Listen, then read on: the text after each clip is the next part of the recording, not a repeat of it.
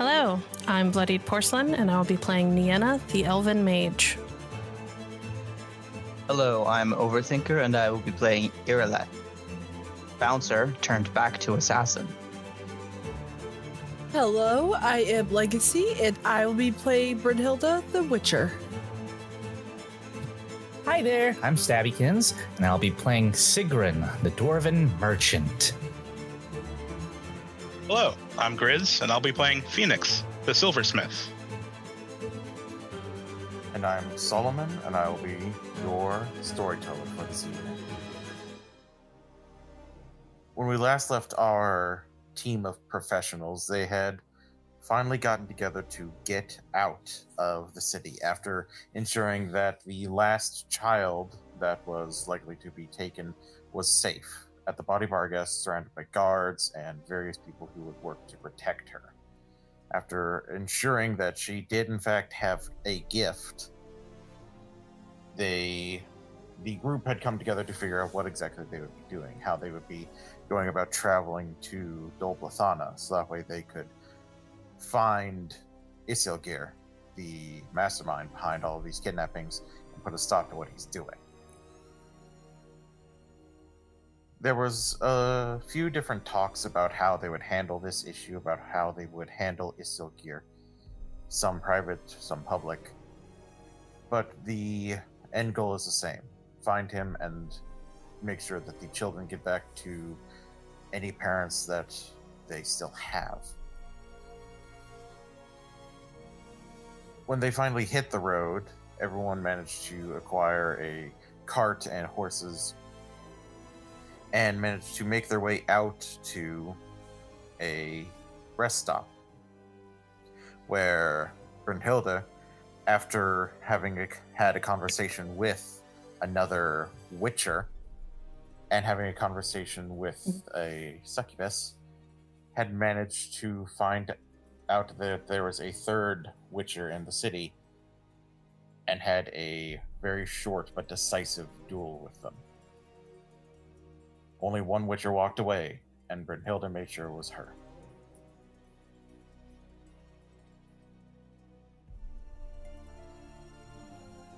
We now come to the morning, where everyone is able to wake up at their own pace. Who would like to wake up first? Aside from Brynnhilder, who is already awake, given that she's able to just meditate as opposed to having to sleep. Probably Nienna. She hasn't been sleeping well since all this started. Makes sense. Nienna, you awaken in your bed. Did you have any sort of preparations made last night to make sure that you would be safer, or were you just so tired you had to fall into bed? I think I would have taken preparations, but I'm not entirely sure what those would be exactly. At the very least, probably a chair to the door to keep people from coming in. Yeah, chair to the door, probably something breakable on like windowsills and stuff. Got it. So that I'd be alerted in case anybody came in the room. All right. You see that you have been not disturbed. Everything is as you left it.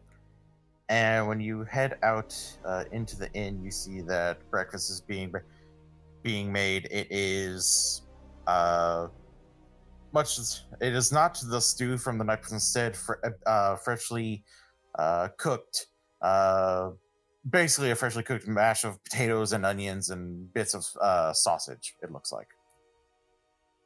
Well, that looks lovely. So I will sit down and I guess begin to eat while I wait for people to wake up.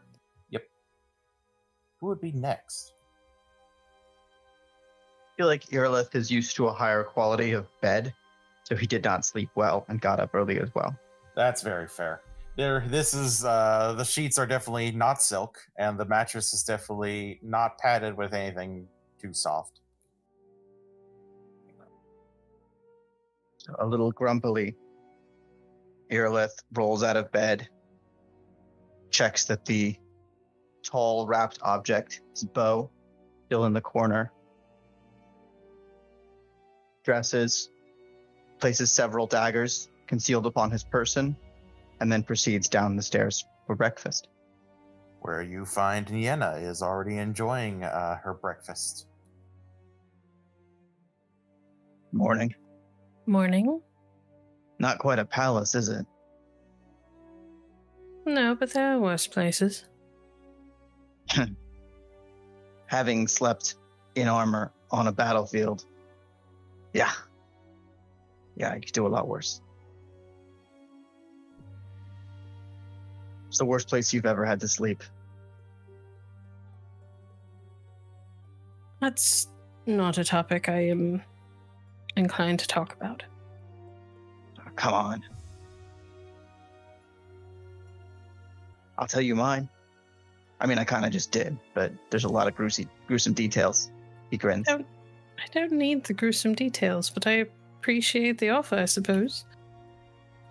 All right.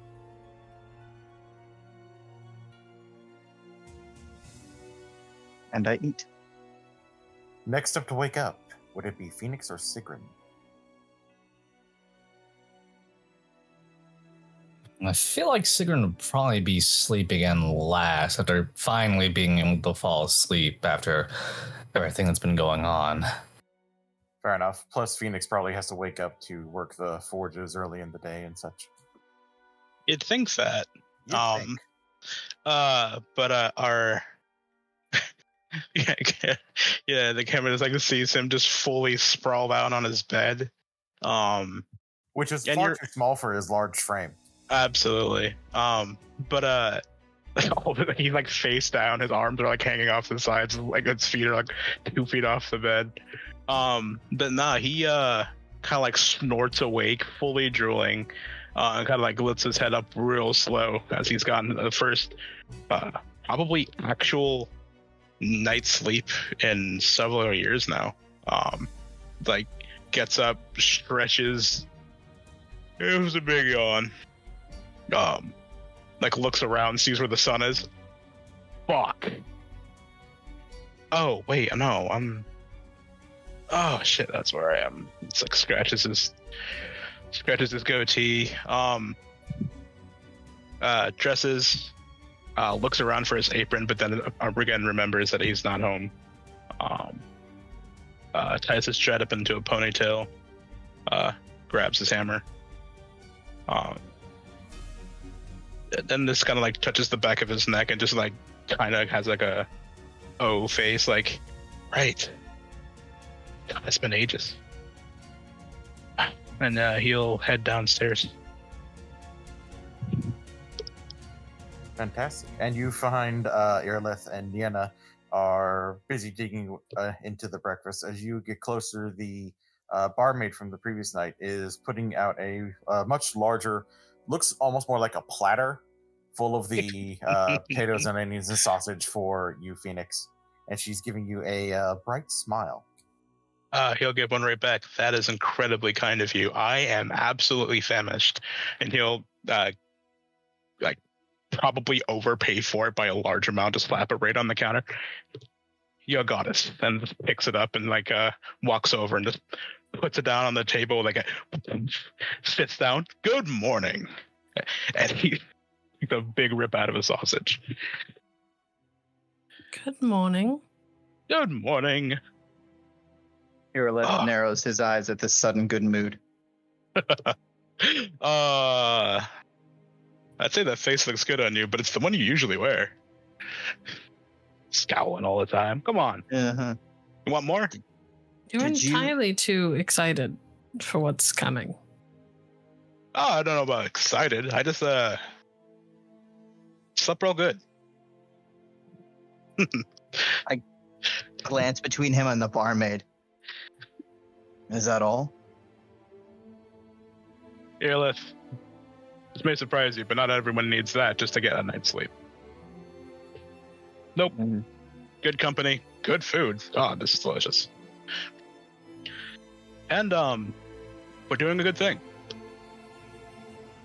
Uh-huh. Like licks his fingers. I might need more of this. Can I get some more bread? The barmaid is very quick to begin getting more of the breakfast for you, as well as a large hunk of bread for Fenix. Irileth tosses Nienna, what do you think about this kind of look? Nienna just sort of shakes her head. Doesn't know what to think, obviously. And finally, we have Siegryn waking up last.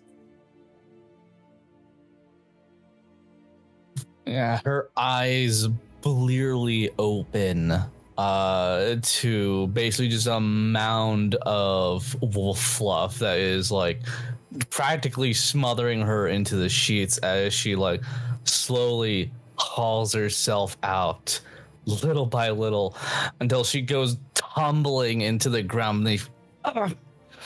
Oh, my head. Oh, I drank too much.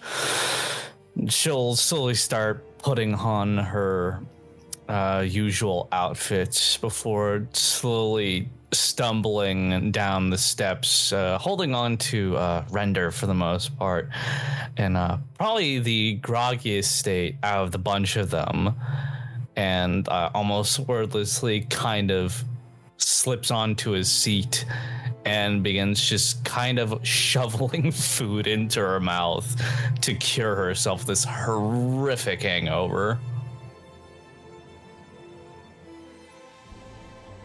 Good morning, everyone. Morning. Morning. Morning. Sig, how long have you been dealing booze? A while.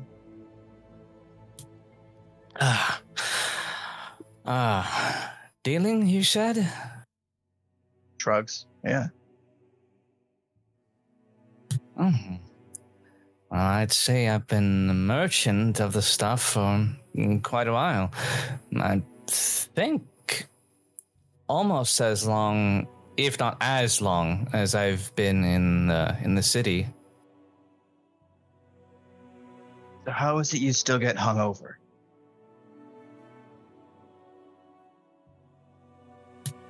Well, that's the trick. I just one up myself every time. She just kind of grins a little through the absolute headache that she has. Well, given what we're about to walk into, and Nienna will sort of give a little wave of her fingers, and there's like this faint kind of silvery green glow around the tips of her fingers, and I will use magical healing. I know technically it doesn't get rid of the effects of a hangover, but it feels like it should. I feel like it should as well. I can heal critical wounds with it, so I should be able to get rid of a hangover. If you can heal an artery being severed, then I think you're fine to heal a hangover. Go ahead and give me the spellcasting roll. Okay. Meanwhile, Irileth has acquired hair of the warg, which in this case is a couple shots of vodka. Yeah, makes sense. There is something that you all notice, aside from Render grabbing some of the sausage off of Sigryn's plate while she's distracted. Brynnhilder has not come down yet.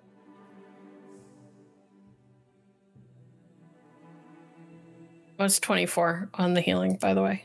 Fantastic. The casting goes off without a hitch.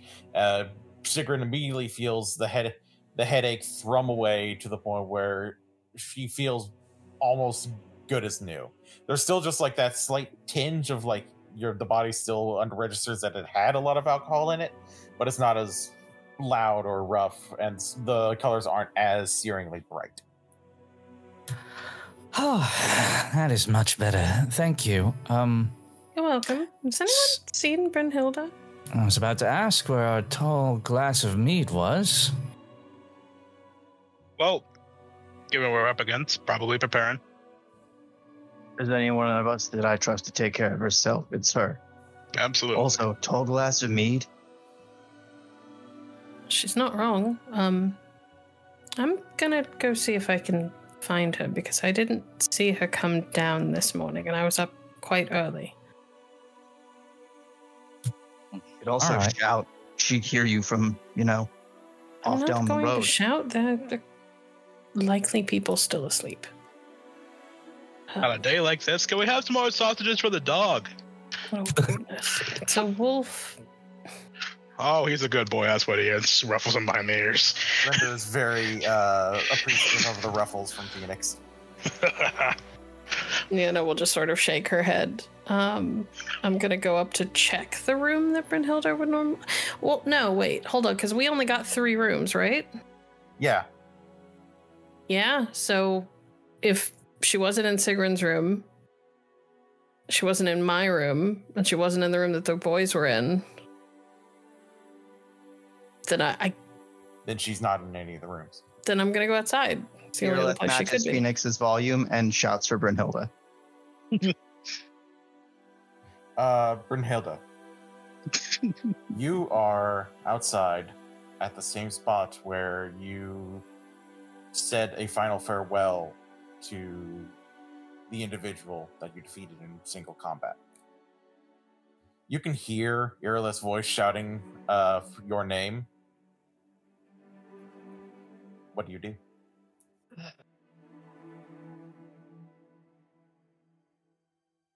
I'm gonna take some of the ashes, and I'm gonna take his pendant on top of everything else that I kind of like took off his body.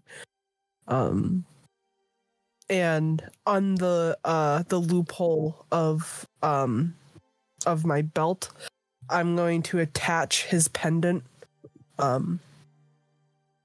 And I still have like blood on my hands, a little bit of like blood on like my face, but that doesn't matter. I'm gonna resheath my swords and just as if I'm feeling absolutely nothing. There's a blank expression on my face. I just kind of tense my shoulders back, and I'll begin to slowly walk towards the inn. So I run into her as I'm coming out to look for her.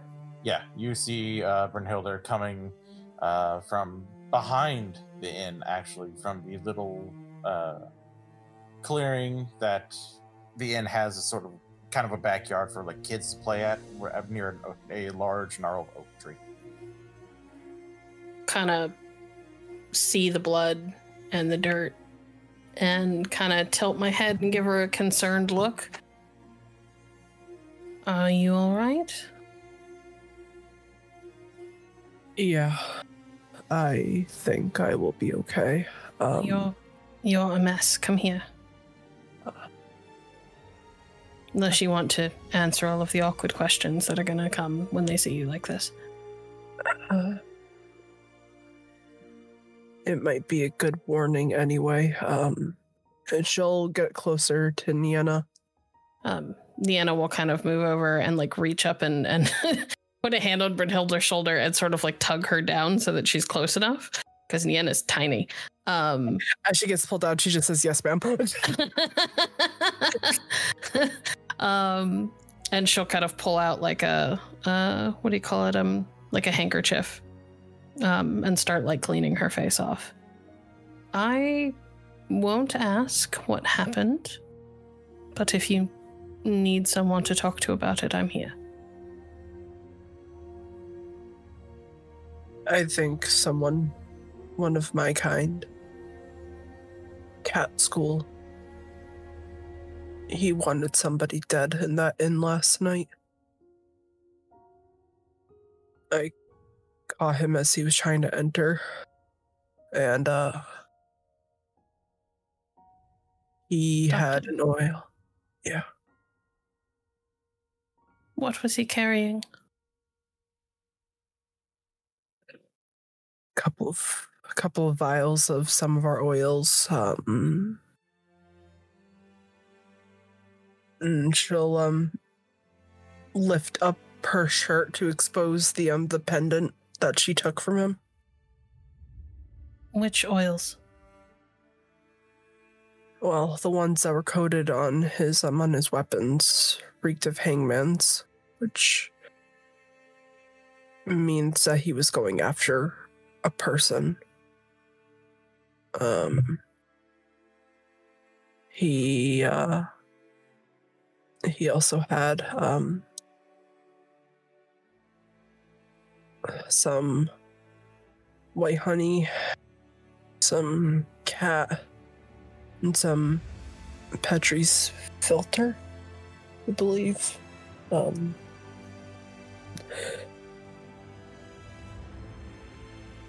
He wanted to be able to see and be able to attack without anybody seeing him. And to be skilled with magic. Yes. I think you and I both know who he was after then, don't we? I wasn't gonna let him get to you.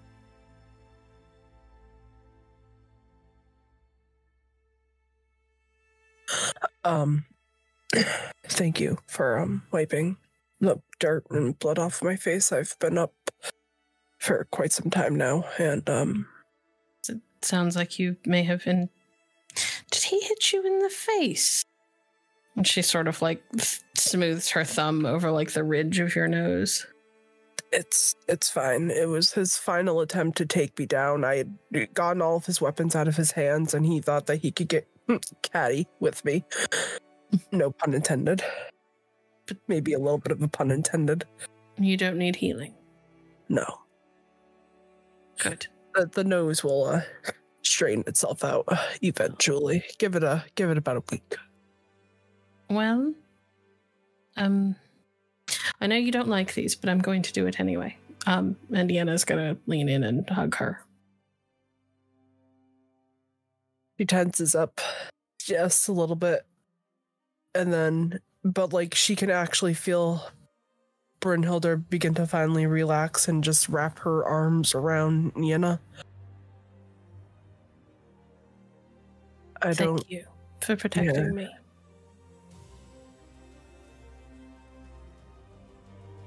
I would do it 1,000,000 times. And then maybe one more for good measure. Well, I know it's not something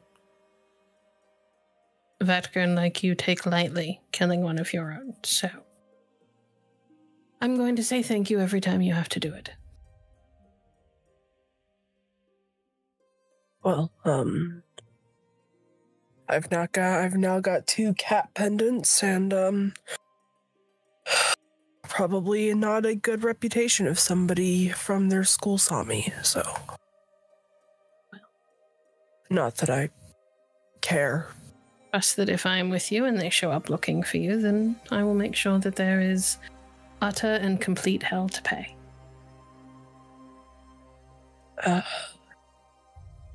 Yes, ma'am. Come on. Go get breakfast.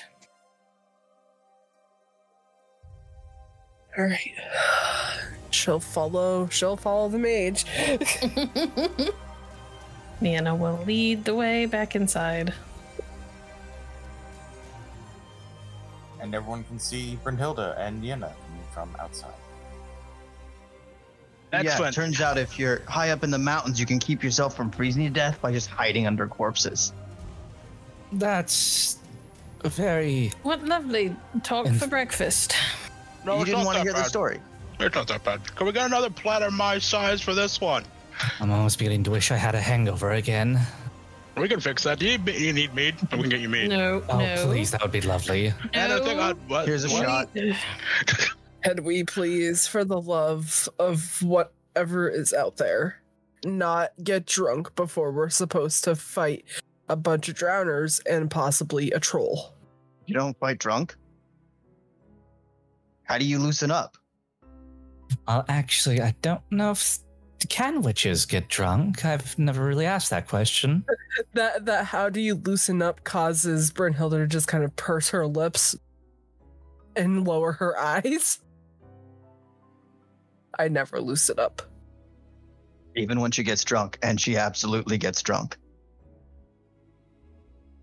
She's I was under gotten the impression that Fatgone found it difficult to get drunk. Difficult, but not impossible. Oh, I see. Well, maybe you two can work on that. Siegryn, you can present some of your strongest stuff. Brynnhilder, you can try it. The two of you can talk, maybe privately. I give Sega a wink. She looks a little terrified by this, honestly. Like, no, stop trying to wait, man.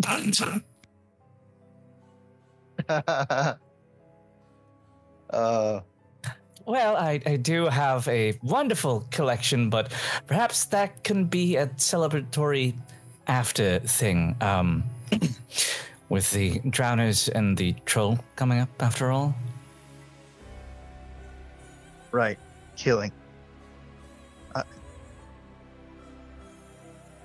At this point, I think Irileth properly looks at Brynnhilder and goes, huh.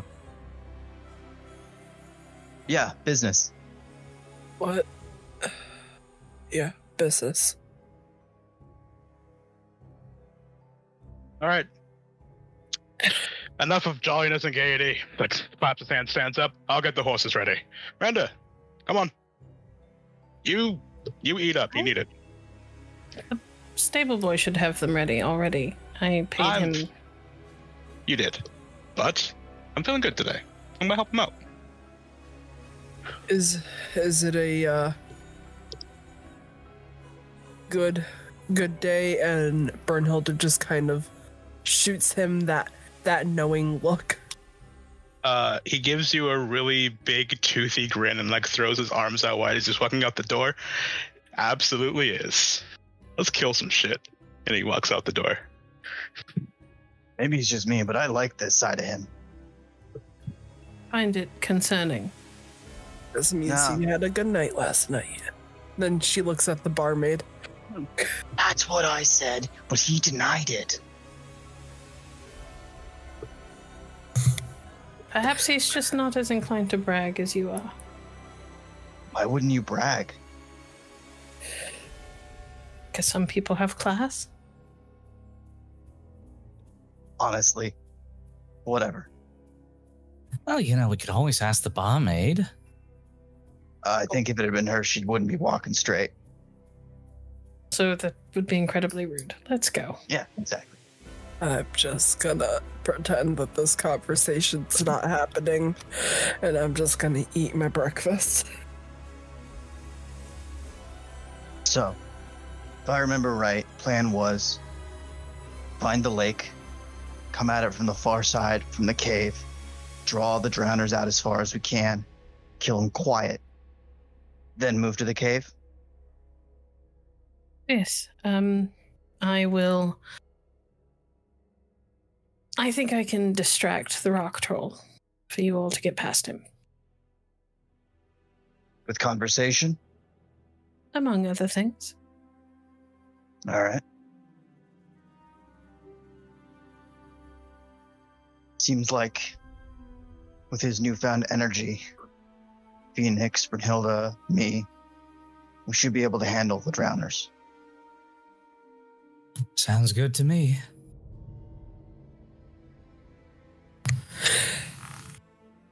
All right.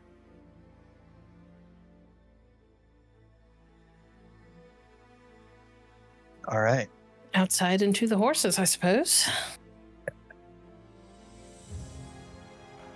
You all make your way outside, and you see that the stable boy and Fenix are actually having a conversation about the different types of horses and like the tackles and horseshoes and stuff that he prefers to have on his own horses, and how he takes care of them best here. The horses actually look like they've not only just been fed and watered and taken care of, but also groomed to the point where they look like they don't even have a speck of the dirt from travel from the day before on them. Well done. You know what? Yeah, and he just tosses him a pounce of coin. I don't even know what's in there, but it's all yours. Well, all right then. I'm not going to turn down a coin. But come by the Tooth and Nail down in the city. I'll fetch you the finest horseshoes and whatever else you need. Seriously, this is amazing work. But thank you. I'll be sure to head that way whenever I'm in the city again. It might be a while. Take your time. Can I catch Brynnhilder for a second? As we're headed out. May I help you? Hey, Yeah. You killed somebody last night? The smell of burned person is pretty distinctive.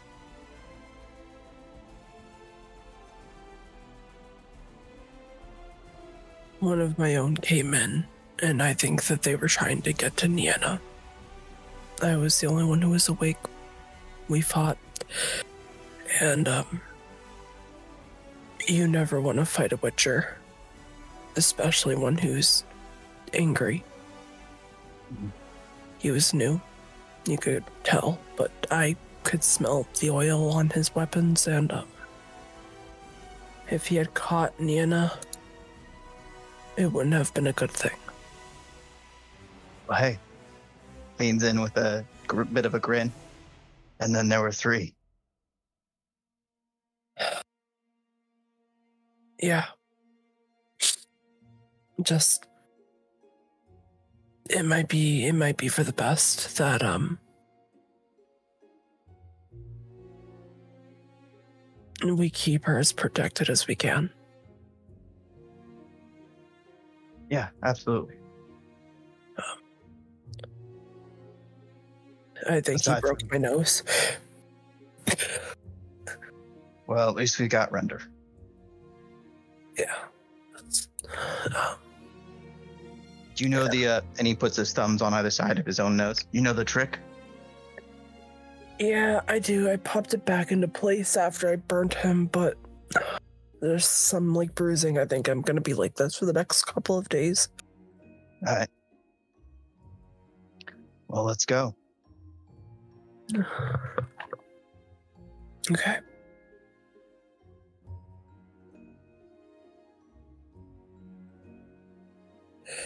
So you all mount up on your horses once again, and you are able to hit the road once more. The actual swampy area where the troll's cave is and where the drowners are is only about 2 or 3 hours ride there, maybe 4 if you're going a lot more leisurely.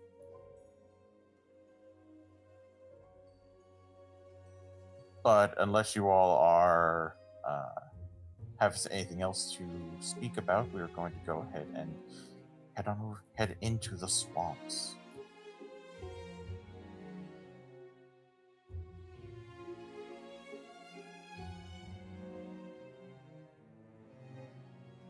Not for me. Nope. No. I think that, although I will say, I think that Brynnhilder right now is feeling a bit more,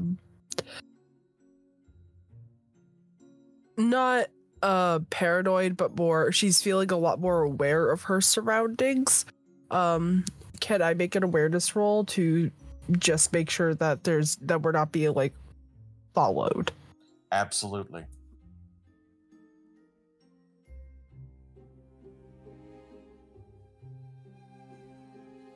29. You are very sure that the only one that was following you was the one that you murdered. All right, perfect. All right, and you head into the swamps. The smell of decay is very strong in this area. It's much more humid. You can hear the sounds of all kinds of insects and frogs and things splashing in the water off in the distance. As you get closer to where the cave should be, at least according to the map, Brynnhilder, keeping that to 29, given your paranoia, you can smell that intense sulfuric scent of monster parts you can smell that the drowners are nearby, possibly even just in the next little like pondy-esque area. The horses are having a little bit more trouble working through the swamps, but you are able to find a place to tie them up to a tree so that way they don't possibly get stuck.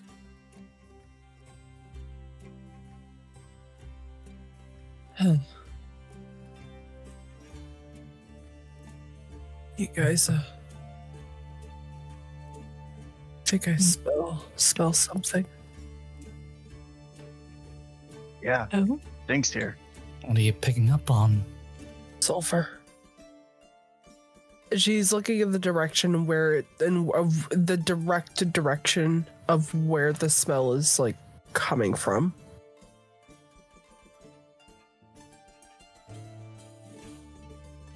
Yeah, you can smell it intensely, and as you work on focusing your hearing as well, you can hear movement and slight splashing of water further ahead. I think I've caught on a trail toward drowners.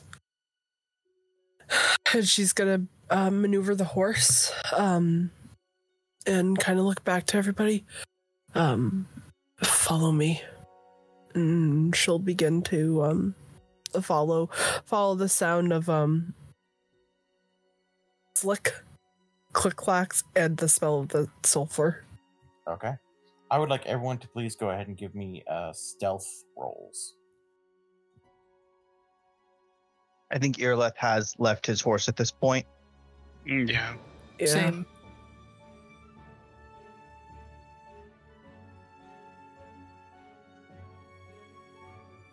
Oh, not great.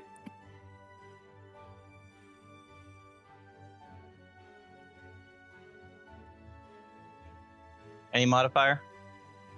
No. I'll say that given that there are enough of you and some of you are really good at stalking through terrain like this, it counters the negatives that would be here. No. Okay. There it is. Huh. Holy cow, Siegryn. Oh no. Oh no. Oh no. Okay. Like mine was bad. How can somebody so small make so much noise? Oh wait, children exist. Very true. It's very true. It's all Hey, my nerves. I actually didn't do too bad. It's true. Yeah. That's not that bad. It's not too shabby. On the other hand, Siegryn, Sorry, Yeah. I'm celebrating. would you like to use your luck to re-roll? I think I would. Okay. As a reminder, since you all slept, your luck is refreshed, but it will pretty much stick around until you sleep again. Right. Okay, remind me how to do this. Just go ahead and do the stealth roll again. Okay. And make sure that you lessen your luck pool by 2, because it takes 2 for a reroll. Oh my god. You have got to be No. kidding me, Siegryn. You went from a -2 to a -1, really? I'm Well, sorry, that I'm so is an sick. improvement. That Oh my is an God. improvement.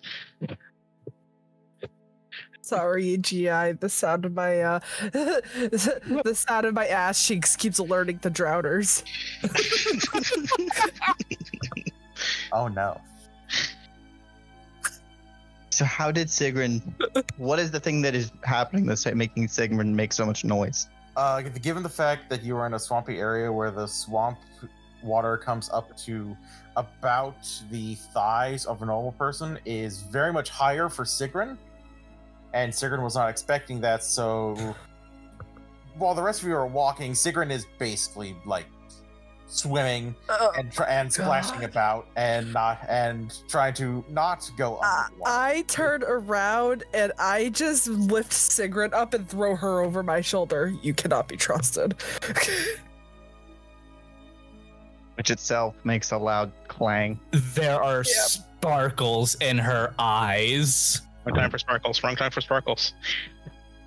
Oh, sparkles. And Brynnhilder, you hear the splashing kind of stop, and you hear.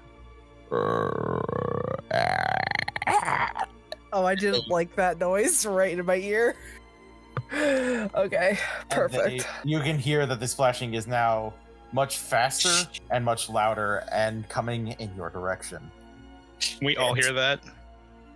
You hear the splashing coming. You didn't hear the sound of the drowners catching on. But it's getting closer. Us. I climb a nearby tree. Give me an athletics roll. I'm going to give everyone one action to prepare before the combat actually begins. So Irileth is climbing into a tree. What is Nienna doing? Backing up. I can't get up into a tree. All of my stuff is fire. That would be bad. So I'm just getting some distance so that I don't like accidentally blow somebody else up. Okay. Fenix. I'm gonna do my thing now. Oh, you're gonna do that thing now? Yeah, I'm gonna do that thing. Can I do that? Yeah, you can. Absolutely. Cool. The second go ahead. Oh yeah. I will just say that we're going to get everyone's actions, and then you can go ahead and describe what your thing is. Cool. All right. Brynnhilder. Brynnhilder would know this. Drowners, are they necrophages? Drowners are in fact necrophages, yes. All right, I'm going to take out my sword and I'm going to douse the blade with the necrophage oil. Okay, you are taking out your silver blade because these are silver monsters and dousing it in necrophage oil, which will give you +5 to damage for any strike you do against them. Got it. Siegryn, what are you doing now that you are being held by Sword Mommy?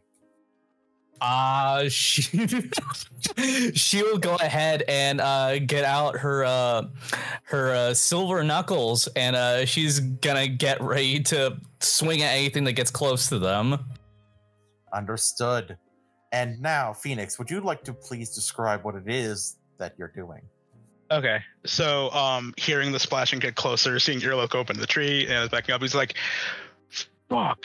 And he's going to rip off his shirt and start charging towards them into the swamp, and he's gonna rip out his first actual howl in probably close to 9 years.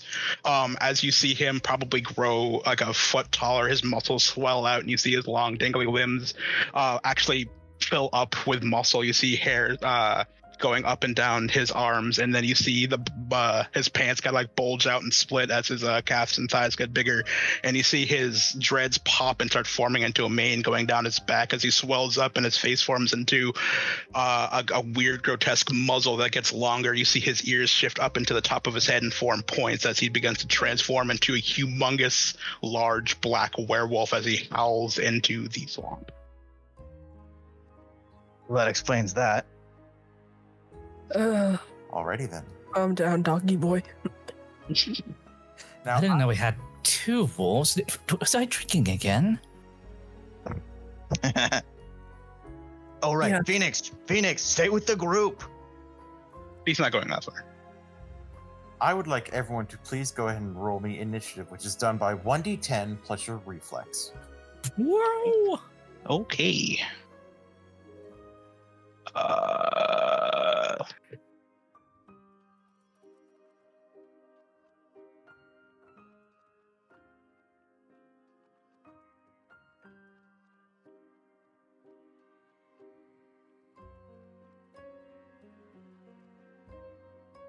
BP, you need to hit the initiative button, not the reflex button. Oh, wait, there's an initiative button. Where is it? Oh, I see it. I'm an idiot. Sorry. Hello. That's fine. Irileth got a 17, Brynnhilder got a 16, Grizz, Fenix in wolf form got a 16. Oh, Nienna got Oh, that's that should actually be a 17. That's weird. Why is it saying reflexes are 3? Yikes.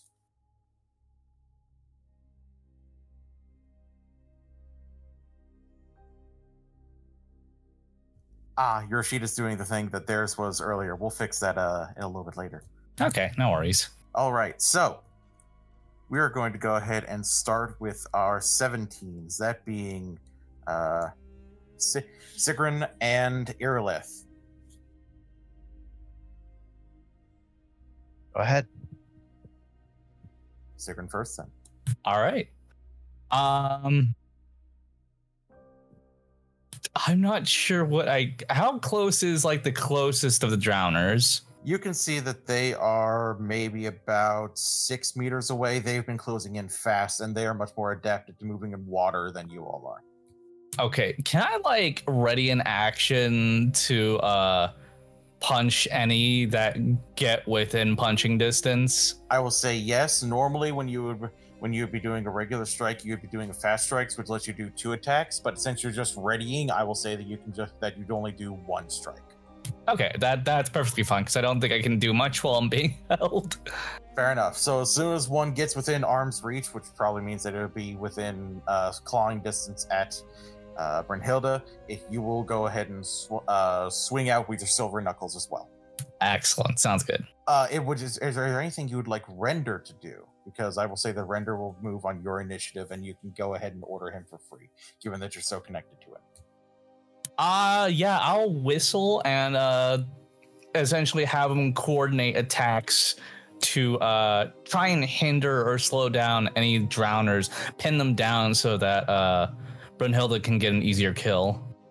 All right, Render will go ahead and move to be nearby Brynnhilder and will ready his own attack to trip a drowner or just grab at it with his teeth and make sure that it is ready for Brynnhilder to quickly decapitate or just otherwise remove them from the combat. Rad. Irileth.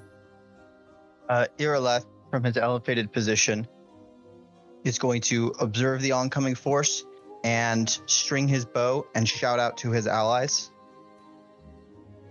Okay, give me a quick awareness test, please. Cool.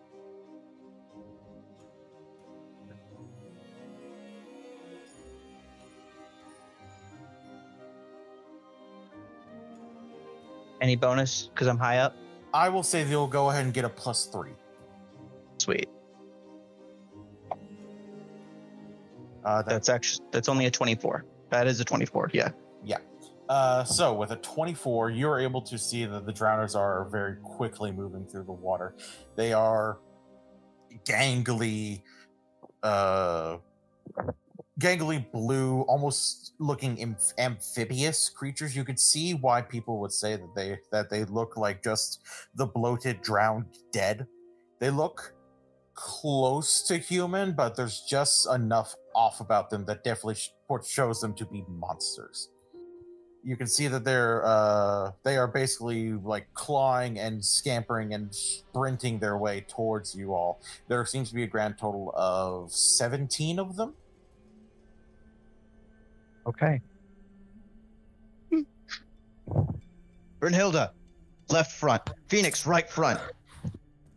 Nienna, cover the left flank. I'll cover the right. Stig, get to dry land as quick as you can. You'll be more mobile there. Hold ground, stay close together.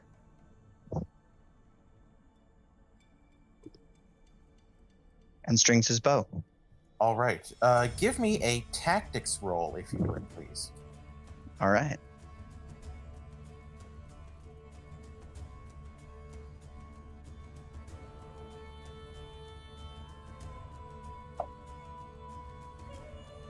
That's 2 rolls of a 10 for a 35.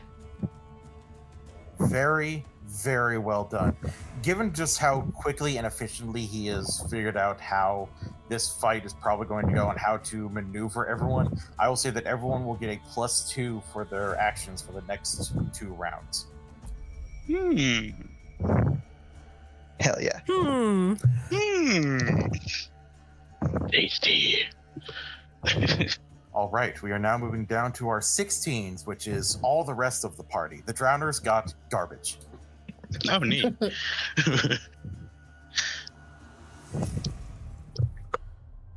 Ladies first. Nienna, I believe, got a 16 as well. Yep. That she did. Okay. I guess I'm gonna take aim at the one in the direction that Irileth told me to. Alrighty. Assuming that it is within 12 meters.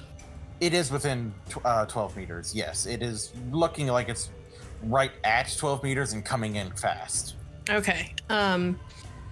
Nienna will bring her hands kind of together in front of her, and she's not chanting or speaking any magic spells, but her fingers kind of move in this odd formation, and her hands kind of swirl around each other, and fire leaps up around one of them. And then she sort of flicks it in that drowner's direction, and it's a ball of fire that goes out from her. And I am casting Anye. Okay. Please give me the spellcasting roll for that. No extra action. And I get a +2? Yes, you will. 24 to hit. And it has the ability to dodge or block. It will attempt to dodge.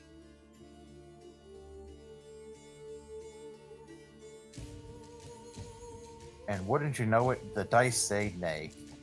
Excellent. It takes 13 damage, and there's a 75% chance that it gets set on fire. So do you want me to roll a D100? Please roll a D100. 9? That is definitely on fire.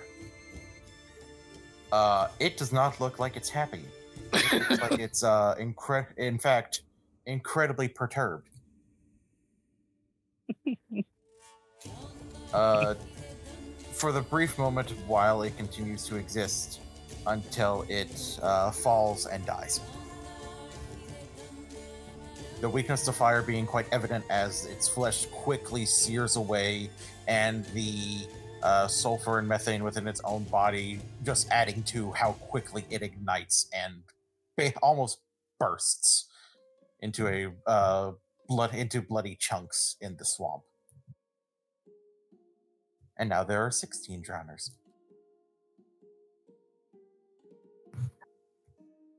All right. I think for Brynnhilder's turn,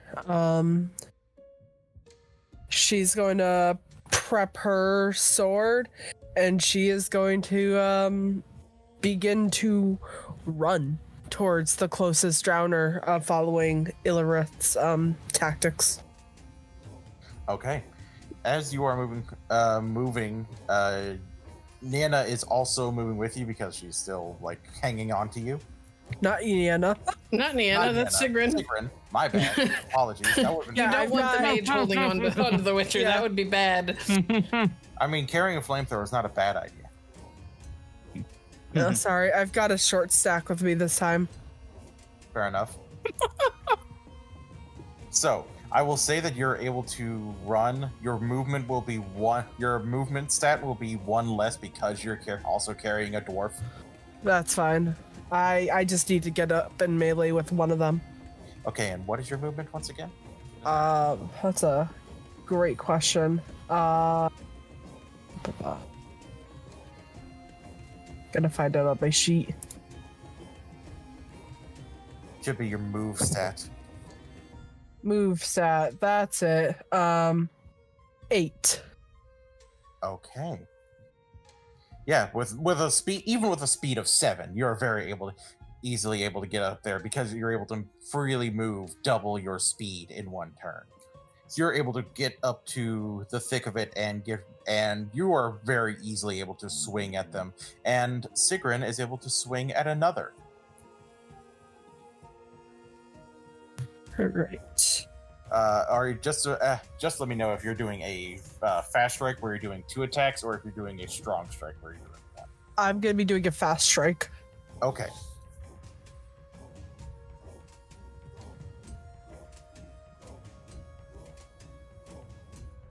We'll handle your fast strike, and then we'll handle Sigryn's strike. Sounds good to me.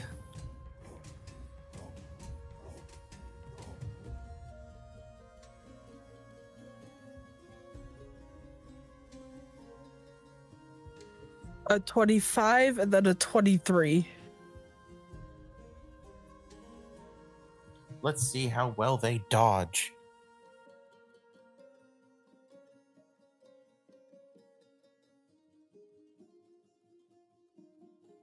Brynnhilder, you get a lesser crit on one of the strikes. Gorgeous. So So that's and that'll be an extra 3 damage to the first strike. on top of the +5. On top of the +5. You will have to roll the location as well for each strike. Okay, so the first strike is on the right limb. Okie dokie.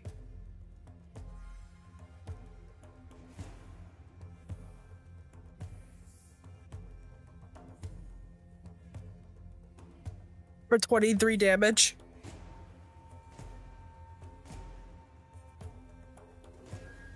Alrighty. And the second strike, it is still up, but not by much. Okay.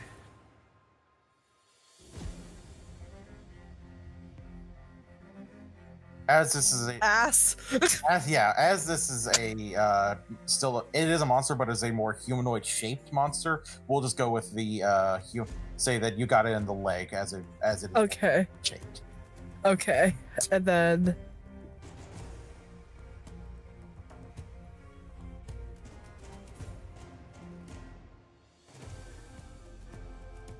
for 22.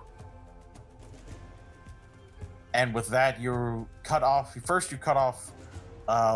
its right arm, and then you just sever its left leg, and the intense amount of blood loss that it is getting so quickly, very quickly, this kills it. It falls into the swamp and wriggles and dies. Siegryn, your strike at another one that is near Brynnhilder. Excellent. Okay, let me see if Roll20 is gonna be nice to me today. Gonna click the quick weapon button for Silver Knuckles.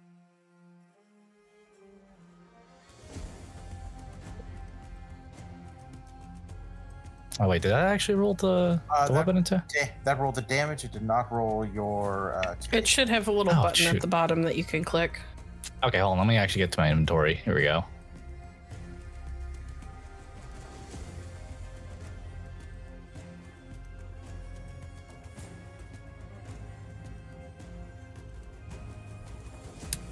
Shoot. Wow, that is a lot of stuff. Where's the button you said?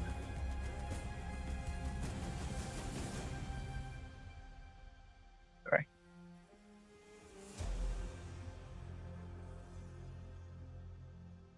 No, that's still the damage. Then I don't know what to tell you. Here we just go. Pick Oh. the skill. Oh, the skill. Oh, I'm an idiot. Okay. My bad. Okay, so the brawling. Here we go. Okay, in this case, it'd be a strong strike. Yes, and it will go. And yes, it'll be a strong strike.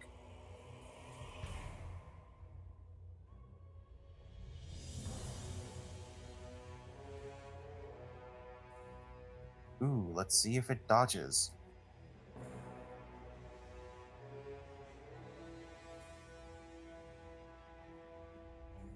It does not. It gets out of the way, but you just clip it. So we'll go ahead and roll the hit location. You got it. As it was trying to dive out of the way, you managed to hit its leg. It doesn't seem like it would do a ton of damage, but you do feel the satisfying impact of the strike. Nice. Okay, and now I roll the weapon damage, right? Go ahead. Okay.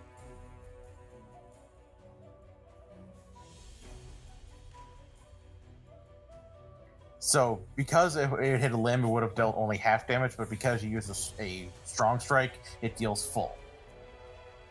So it does take that 7. Excellent. All right.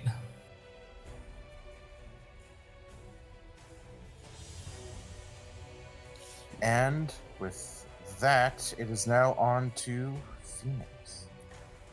Ooh. Yeah, his ear kind of like shifted to hear what Irileth said, and he like cracks a shoulder, and he's just gonna belt into the combat.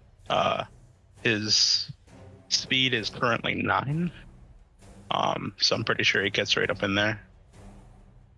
Oh yeah, no trouble. You could go like completely to where they started and back easily enough. Yeah.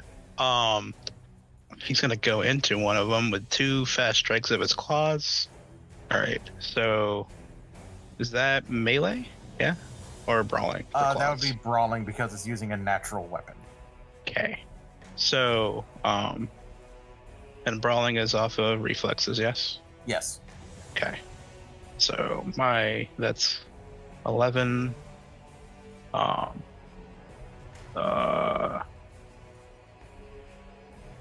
Plus 19. Plus 2 from his thing, so it's gonna be RD10. D10 plus 1. Should I roll that 10 again? By all means. Okay, just the 10? Yes. Okay. Open you up. So 35. Yeah. So I do the second attack? By all means. Okay. For a 28. The first strike. Oh no. Oh no's aren't good in this system. What does that mean? It's good for you because the first dodge was a fumble. Oh. So you get the most complex form of critical available, meaning you deal an extra 10 points of damage. That's pretty good. Yep, with the first strike. So go ahead and roll the damage for your werewolf claws for the first strike. So that's gonna be 28. And if you could please roll me, I believe it's, hold on, I'm going to double check what the hit location die is. It is a D10. Please roll me a D10 and let's figure out where you struck him. 6.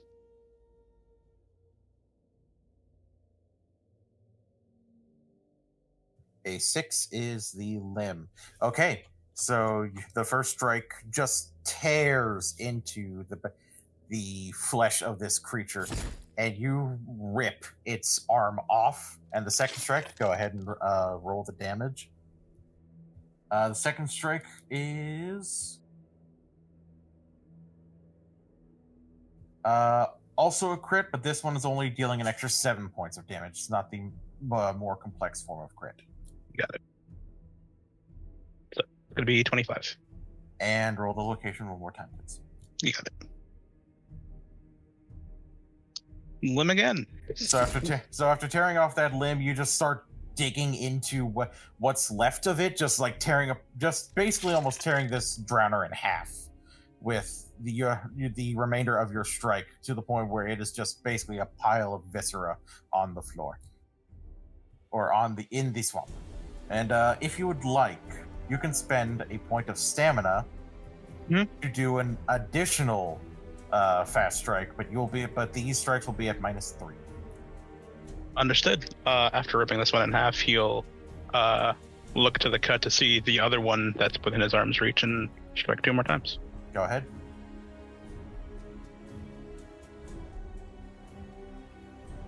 So at net, it'll only be at -1. Ooh.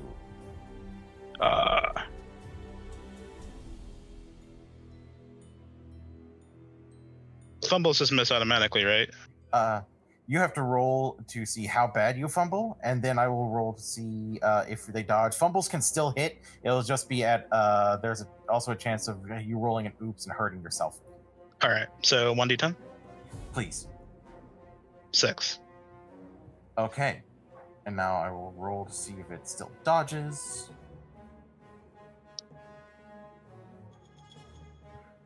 You still hit, but only barely. Okay. Go ahead and roll the damage, and I will find the result of the fumble. Okay. 12. 2 ones, And- that's pretty bad. Yep. And the location, please.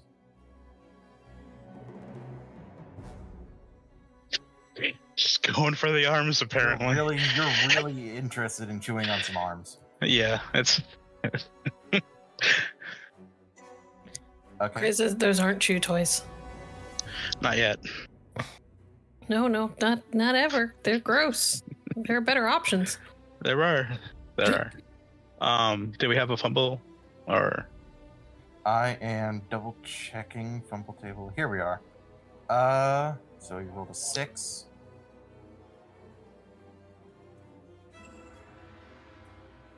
Okay, you are staggered. So you strike, but you hit like a area of bone as opposed to muscle. Mhm. And while you do still deal the damage, your next fast strike will be at an additional -2 because you were just so thrown off by it. Okay. So this will be made at okay, so this will be At the full -3, given Irileth's bonuses, but your negatives. okay, so this will be at an 18. Yes. 25. Okay. And with that strike, it rolls to dodge. You do manage to get a slight critical on it. Okay. So this will be an additional 3 points of damage. 23. And the location? Mm-hmm. Let's see if it's the arm again. Swear to God. Oh, neat. Okay. Okay, no, it is not the arm again. You instead get for the leg. So it's a different limb. But you do as Brynnhilder does. You basically cleave its arm off, and then your fangs wrap around its leg and just tear it asunder, like basically tearing it in half from the waist down. All right. And he'll whip his head at the others and make it. I can't wait. I can't. I was thinking about intimidating, but it wouldn't work here. There's just a bunch of corpses running around. Basically. Yeah. So Alright, that's my turn. you killed 2. Brynnhilder killed 1. Nienna killed 1, and Siegryn injured others. There are going to be 3 attacks coming at Brynnhilder, 3 attacks coming at Fenix, and there will be 1 coming at Siegryn as the other drowners will be working on focusing on moving through the water to try to get at Nienna and Render. They can't get to Irileth because he's up in the tree and they're quite dumb. So first off, we will start with the attacks on Fenix.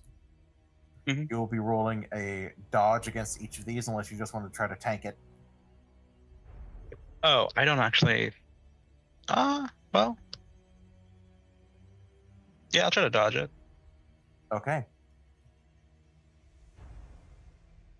So the first attack, go ahead and roll your dodge. Each subsequent dodge will be at a -1 because you're trying to just duck and weave out of multiple different angles.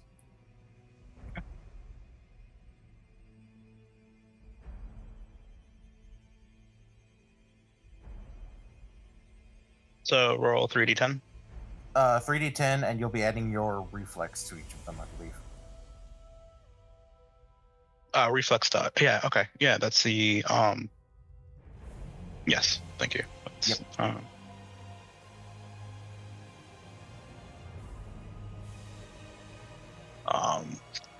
23, 21, and 20.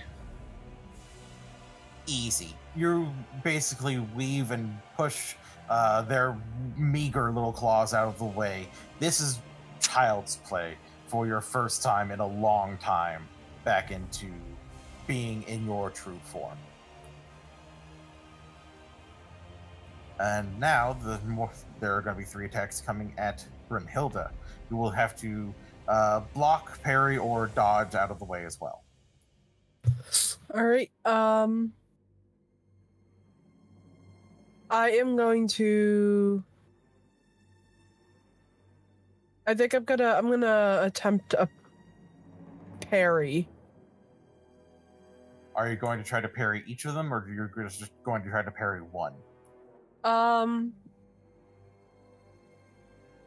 gonna try to parry one, and then with my good hand, I'd like to activate my shield if I can.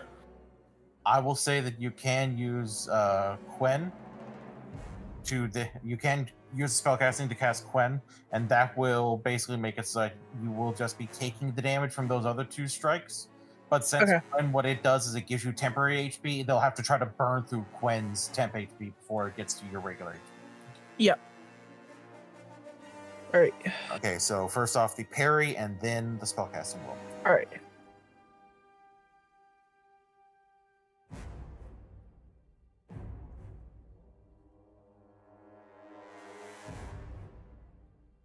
$26 for the parry. You are parrying them easily. Like it swing at you, and you just dig your sword into its shoulder and push it off to where it staggers backward and is thrown to where it will not be able to defend itself from any strikes coming at it next turn. And then please roll the spellcasting roll for Quen. And tell me, are you going to go as much vigor as you can put into this, so that way you get as much temporary HP as possible? Yeah. Okay. So please remove a number of stamina points from your pool equal to your vigor, because that is you empowering the spell. Okay. And a 19 for the spell. Easily cast. Signs are incredibly easy to cast, even on the fly, and you are bumped up 5 HP for each point of stamina you spent. All right. And the damage they deal, the 2 strikes coming at you that you use Quen to block only burn through 8 points of the temporary HP.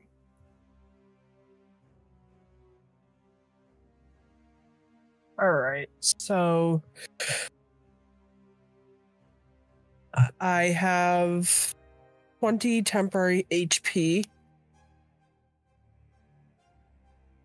So that burned through 8. So 8, so you're now at 12. Yep.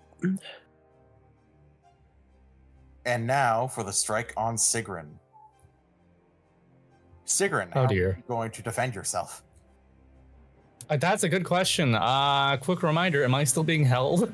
I will say that you are now more holding on yourself, like holding on almost like a backpack. Sorry, I'm bucking all over the place. Oh, excellent. Okay, so I'm hanging on Yoda style. Yep. I will say that if you're going to try to continue to hang on but still dodge out of the way, you'll be at a slight negative.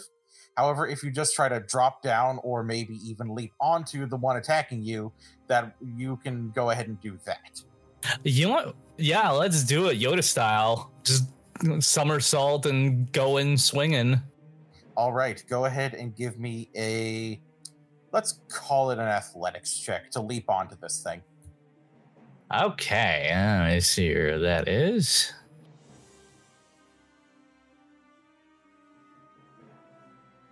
Ooh, it seems like one I should have leveled up. That's a bit lacking in foresight, but that's all right. I'm sure this could possibly go wrong.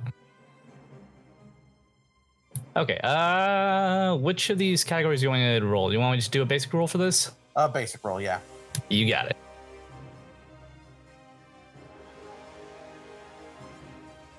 it. Versus its strike. So, I have good news and I have bad news. Give it to me straight, dog. The bad news is that you still ended up getting struck. The good news is that you're now also clinging onto the drowner and able to basically wail on it at your own initiative. Excellent. And let's see where it hit you.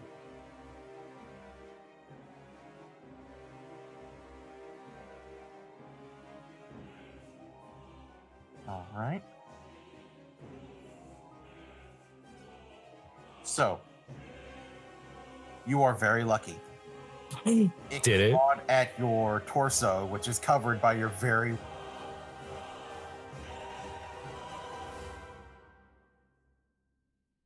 expensive leather armor that is available on the market.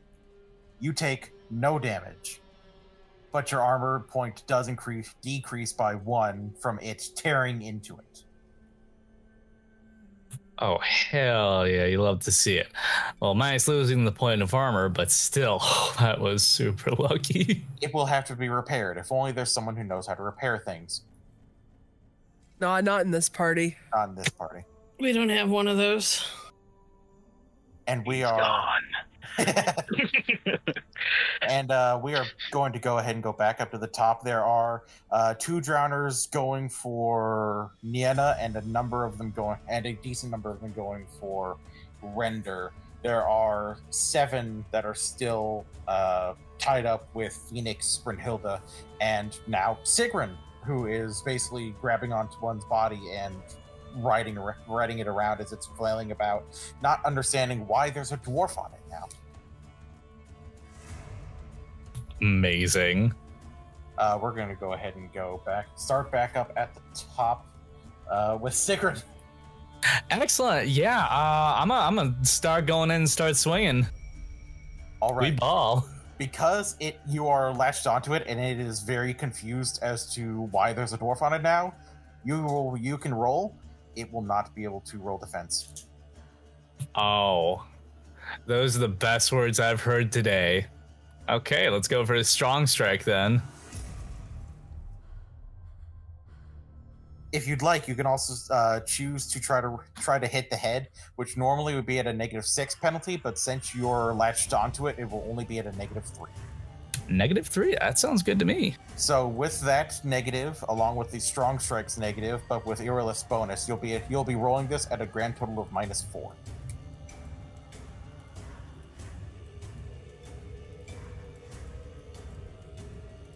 Cool.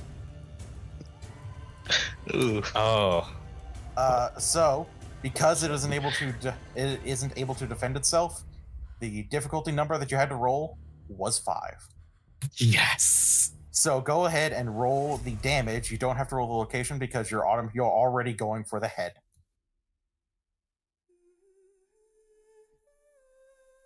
Ooh. And given that this was the one that you struck, you basically just put your hand back and punch into it, hoping to hit bone and start pummeling away at it. But it's true to its name, the flesh almost seems more decayed, so you just punch and your arm goes entirely through its head, out the back of its head. And it falls. Gross. And you are now in the water again, Very. on top of a body. Oh, this is why.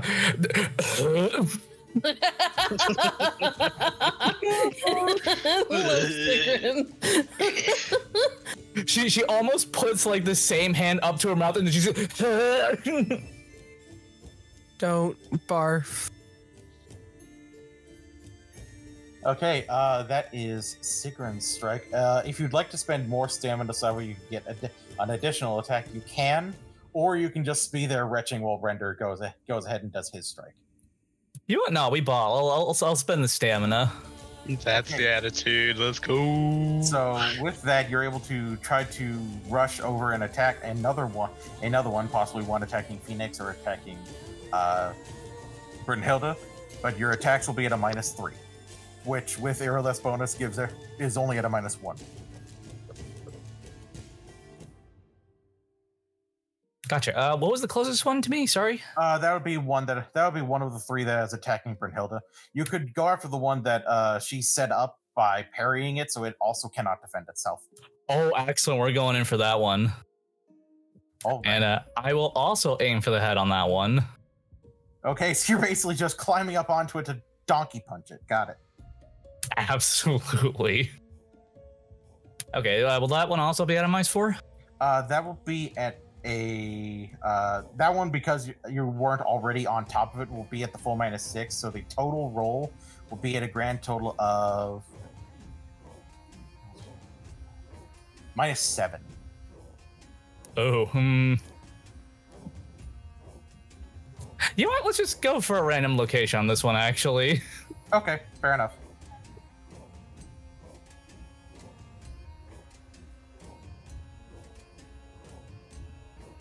All right, 12. Alrighty. Were you going for fast strikes or just going for another strong strike? Strong strike. Got it. Okay. So because it can't defend itself, that hits. Go ahead and roll the location. Right in the back. And roll the damage if you would, please. Absolutely.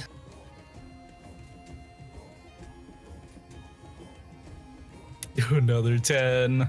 Okay, so with that strike, you punch into it, and feeling the soft flesh give way, you punch right at its back, and you hear cracking as you think you probably broke a few of its ribs from the back.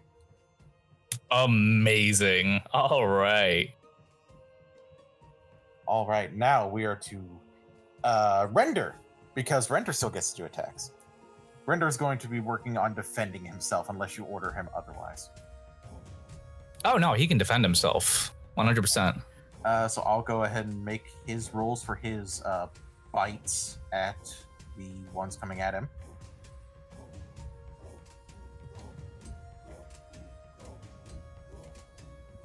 That's a 10.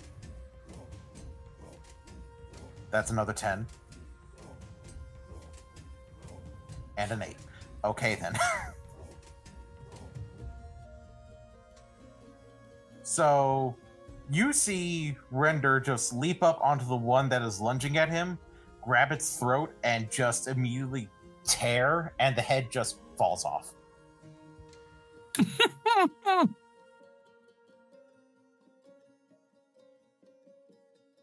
And now we're going to go on to Irileth. So there's 2 on Nienna and 4 in front of the front line right now? There are 2 on Nienna. There are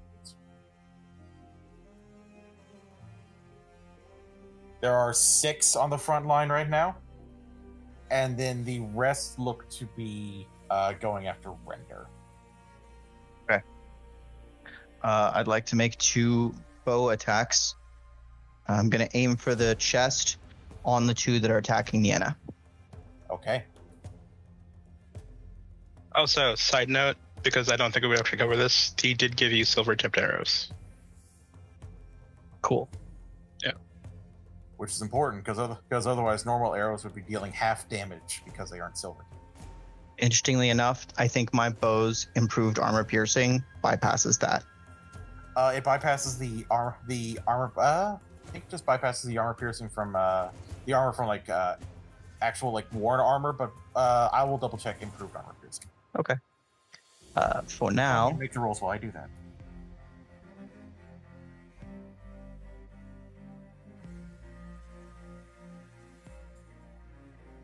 First hit is a 25.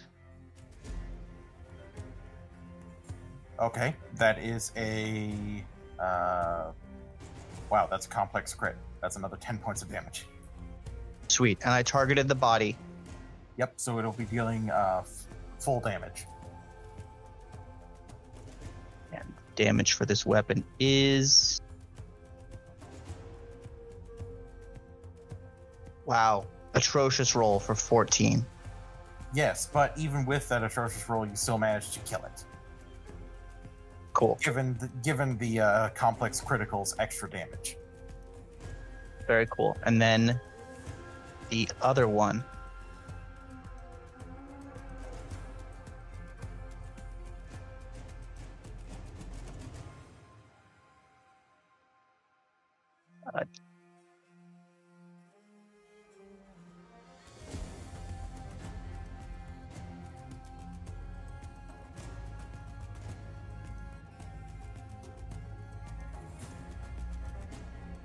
$28 to hit. Yeah, I wonder if that hits. Yeah, it hits.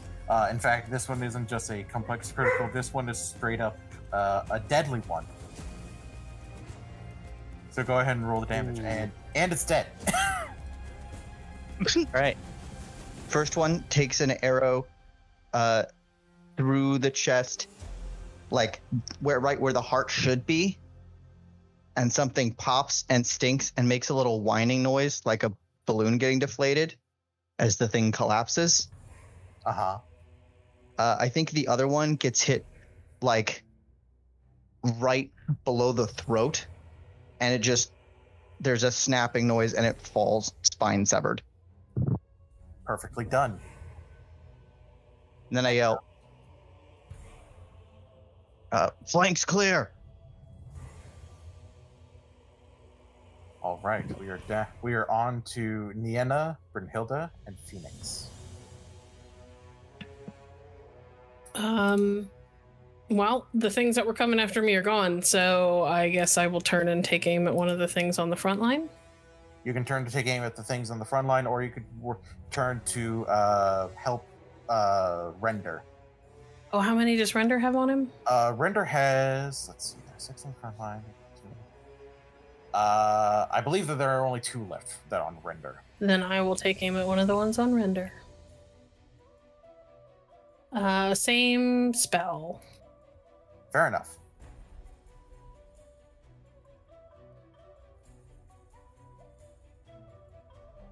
Two. 27 to hit. Okay. That is another deadly critical. So with the damage that you deal to it, and the fact that it has an intense weakness to magic, it immediately catches fire. The fire spreads across its body, like almost like you hit dry kindling, and it just sort of collapses in on itself in a mess, sizzling in the water. I will smooth my shirt. Fair enough. Brynnhilder. Yeah. You are in a target-rich environment. I am. Now, out of curiosity, am I able to cast one of my signs and attack if I spend the stamina? If you spend the stamina, yes. Cool. I want to light one of these motherfuckers up Okay. with my fire stream. Okay. I was going to ask if are you using the fire stream or the wave, because the wave might hit Siegryn, but since you're using the fire stream, no issue of hitting Siegryn. Okay, so I will go ahead. Is the one that has no dodge still up? It is still up, but from what you've seen of fighting drowners before, only barely. Cool. Then I'm going to aim it at one of the ones that is still like up. Okay, go ahead and do the spellcasting roll for me, please.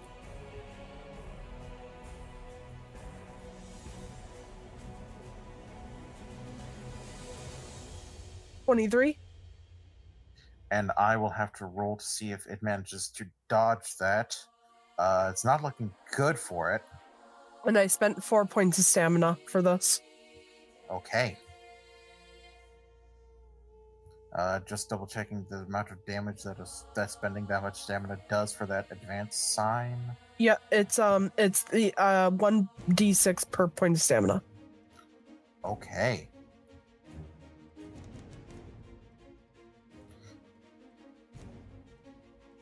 Ugh, for 13 damage.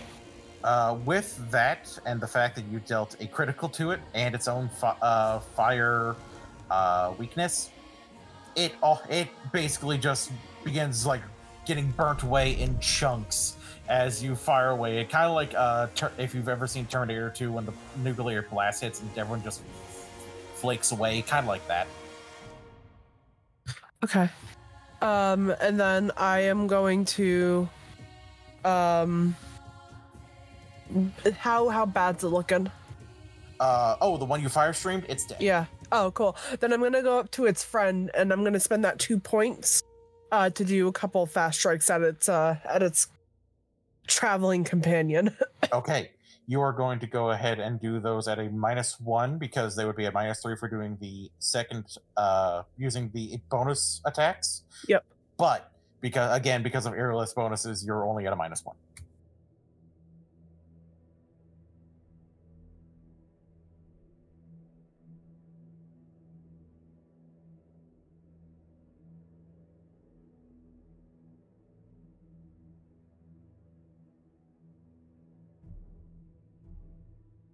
A 25 and a 21. Let's see how well it dodges. Go ahead and roll the basic damage for those, and we'll see how well it dodges. Okay.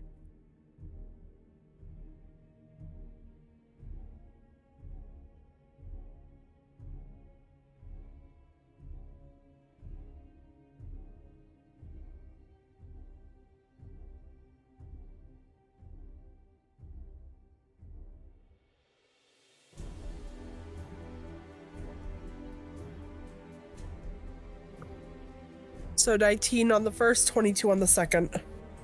Okay. Go ahead and roll the hit locations for both of those, please. First one is left leg or limb. Okay. And then the second one is the torso.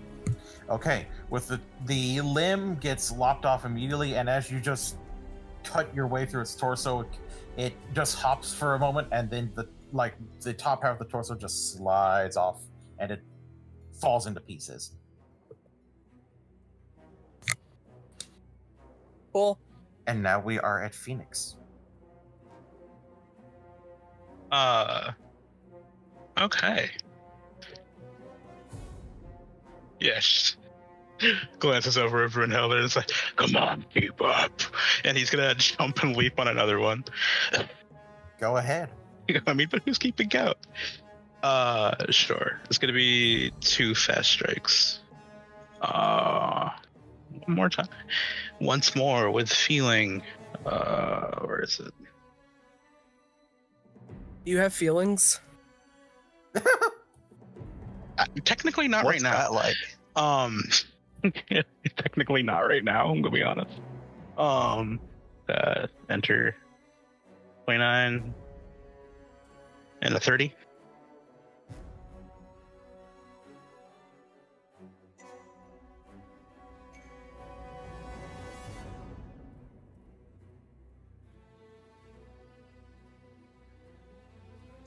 So 2 deadly criticals later. Please roll the damage, and I'm not even going to make you roll for the hit locations. The amount of damage you're probably going to be dealing is probably going to be enough to kill it, no matter where you hit it. All right. Okay. Yeah. So 27 and 29. So you're please describe how you murderize it. Oh, it's I just imagine like he just leaps straight up in the air and just like comes down out of like a freaking dragoon and just puts 2 clawed hands down and just like crushes it from skull all the way to the ground. It just flattens out into the swamp. And then he's going to propel himself off the hands and then try to do like a lunging slash at the ones next to him by spending 2 stamina. Or how much? It only takes 1 stamina to do the extra attacks, but again, you're going to be at a -1 for these attacks. You got it. Let's change that up, and then twice. Ah, damn it! Really? Go ahead and roll the fumble. Let's see what it gets. A 1. No major fumble. It just has to roll us against a slightly lesser DC for dodging, and let's see what happens there. First one is going to be a weaker crit, and the second one is still a crit anyway. When you fumble and you crit anyway, Jesus Christ. Rough day. We are going to roll 19. No, 21. Yeah, that's enough. With the crits that you also rolled, that's enough to kill it again anyway. Yeah, it just good leaps and takes both hands on either shoulder and just does like a cross swipe in between his torso and just rips it in half. Yep, rips it in half and all kinds of chunks flying everywhere. Yeah, Siegryn, don't look over here. Yeah. Like, please don't look over here. That's my turn. There's one Drowner left that is able to act, because the other one actually no, there are 2. The one that but one is heavily injured, so it's going to be taking a little bit of penalties. Siegryn, please roll to dodge as it turns around to swipe at you. You're hitting it right in its ribs. Oh no! What do you mean they get to hit back?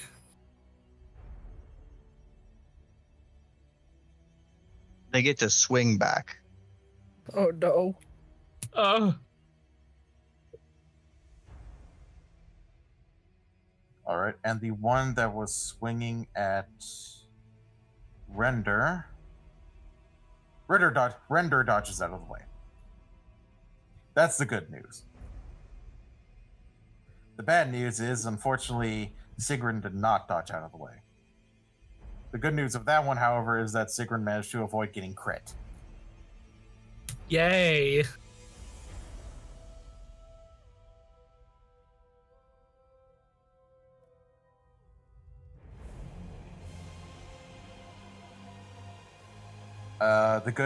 The other good news is that it only hit her in the arm.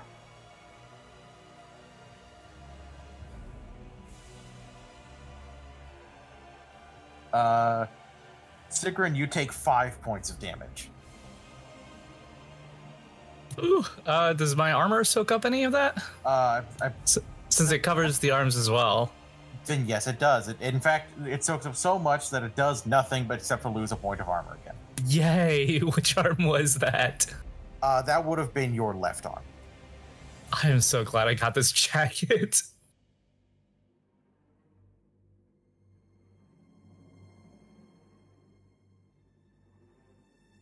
And we are back up at top again with Siegryn. Okay, well, fuck that one guy in particular. I'm gonna punch him right back. See how he likes it. Fast strikes or strong strike? I'm feeling lucky. Let's do another strong strike. Okie dokie.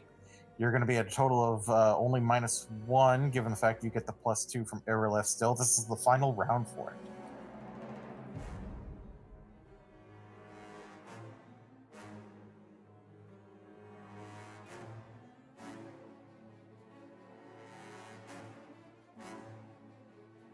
All right, a 10. With the negatives from how injured it is, you hit it. Excellent. Go ahead and roll that damage.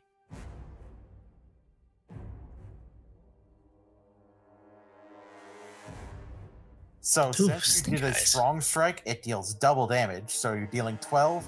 You put your hand through its heart, and you feel it beat and then stop beating around your arm. And you once again fall into the swamp. Her face is just pale. And now there's only one left on Render. I'll go ahead and roll for Render.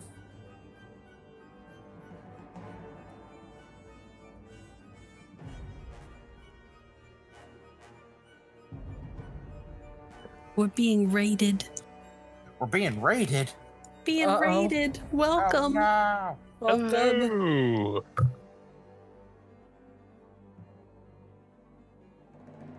Hola.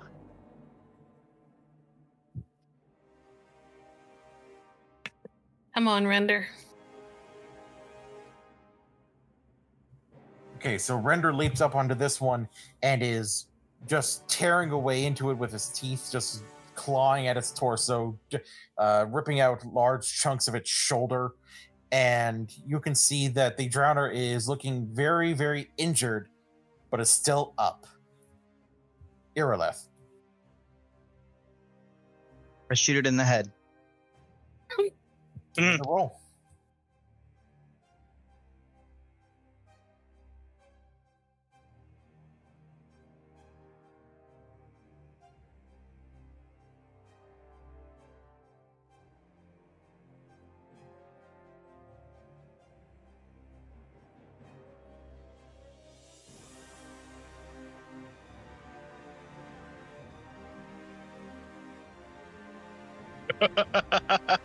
Mother of God. It's going to be a 48 to hit. Did he like attack your mother or something? Or? What? Maybe someone screenshot this. Oh my god, 58 to hit? What Oh, the It's hell? supposed to be 48, but his sheet says that his reflex is 20, but still. That's Screenshot ridiculous. this. I did. I got it. I got it. Oh my Man. god. He bulked up pretty fast during this fight. So the first two shots, Irileth was firing from the outside of his bow because it's just faster to load and draw that way. This time he threads the arrow through properly, twists it to give it a little spin so that as it goes through the drowner's head, it twists and pulls all the important bits and they leave the head with the arrow. Well, gross. Very So its good. head just explodes. Yep, just explodes and kind of like falls in on itself as an empty husk. And with that, the combat is over. The swamp becomes not quiet, but quieter again. And everyone is covered in blood, viscera, swamp water. At me.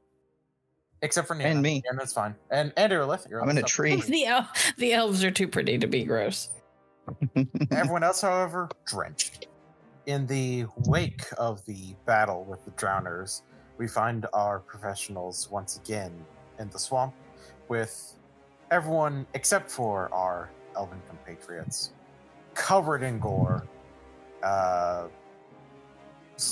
various amounts of swamp water, and Render looking to be very happy with himself for having done as well as he did in the fight.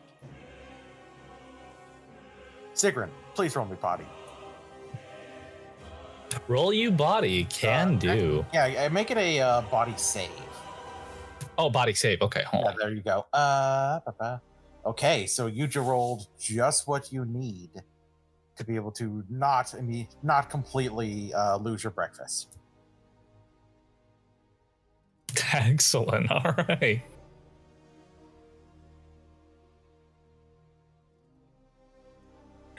Everybody okay? Yes, but no. She'll go lift up the dwarf. Bring her to land. Thank you, Brynnhilder. Don't mention it.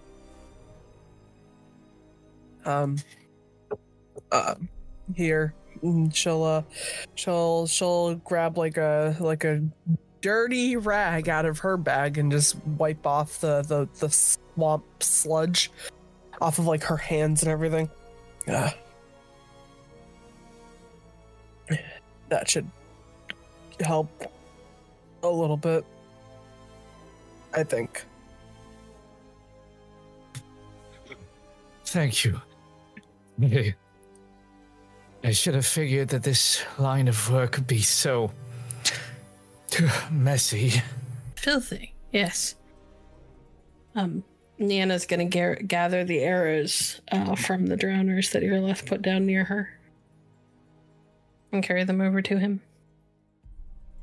All right. Irileth is still in his tree and is observing Fenix very closely. Yeah, he's just kind of standing where he put the last one down. He's just like looking over his clawed hands and kind of rolling his shoulders, stretching a little bit, and looking out into the swamp. Can I roll awareness? By all means. Cool. I actually have awareness now, yay. Alright. That is going to be this is going to be with plus 10. Got it. 22. Okay. With a 22, your senses in this form are much stronger than even your regular human form. You can smell the decay already of these necrophages. And you can smell that you are alone here. You don't smell any more human scents, any more sense of drowners. It is just a lot of you. You don't feel like you are being watched much as you kind of felt when you were in the city. Right. Yeah, he's just like sniffing the air, turning his head, trying to catch what he can, then just nods. He like turns to the rest of the group. And I think with that kind of I think he just kind of like I think he just sits down like in the swamp water, just plops himself down. And just kind of sits for a second. He kind of feels himself. So feels nice. Saul, can I go and try to like extract drowners to begin to recollect like the ingredients necessary for my to regain that necrophage oil? Yes, I would say that you can. Go ahead and just give me a Witcher training roll.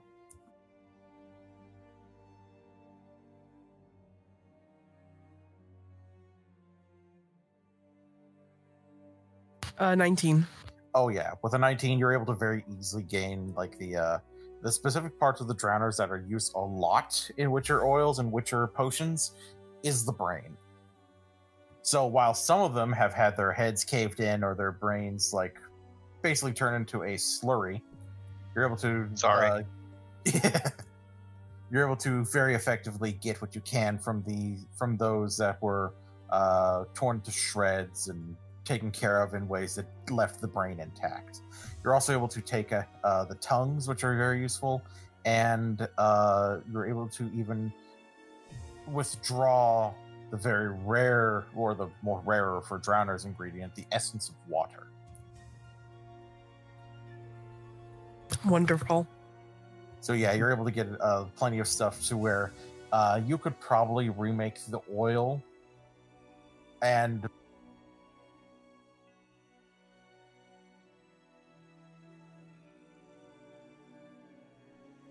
given the macrophage decoction, you could probably make it from the materials you got from the drowners. Gorgeous. Perfect.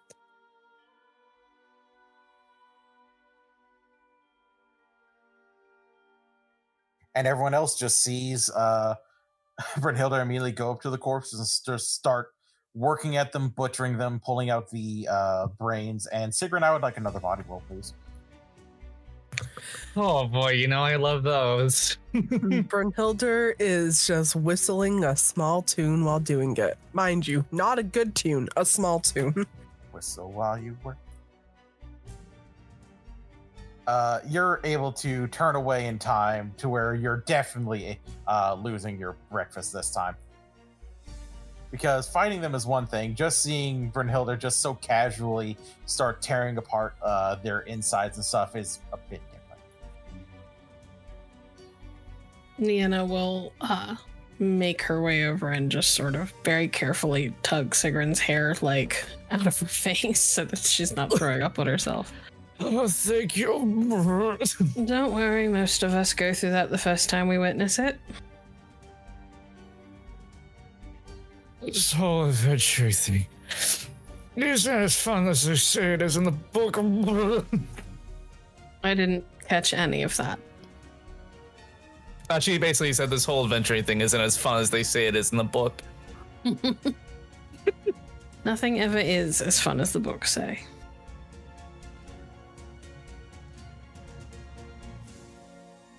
Feeling better? Marginally. Imagine I'll need to drink an entire tavern of its water later on.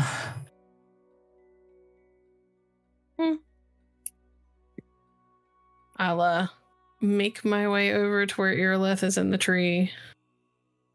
Tap the bottom of his foot with one of the arrows. Uh-huh. Easy yours. So he is standing in the tree, kind of leaning with one hip against a branch. and the bow isn't drawn, but it's at a low position with an arrow on the string, and he's still just watching Fenix.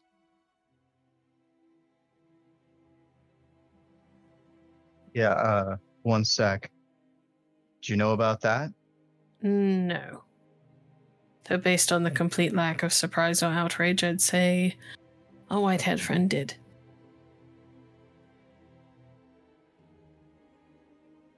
I don't know.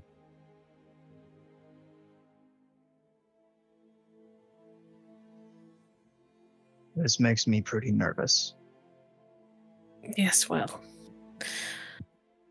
There's not much to be done for it now. Come down. You being up there isn't going to stop him from getting to you if he wants to. At that, he actually does. He, turns his face down towards Nienna, and at the very last, looks down at her with his eyes. That was not helpful. Then returns the arrows to his quiver, and unstrings the elven Zafar. Alrighty.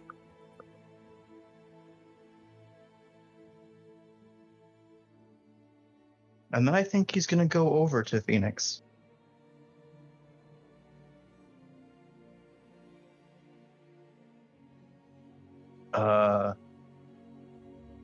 Hey, man.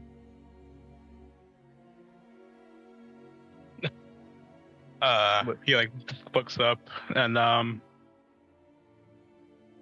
he gives you the same big toothy grin he gave you in the tavern, but just for the much different face. Hey. So,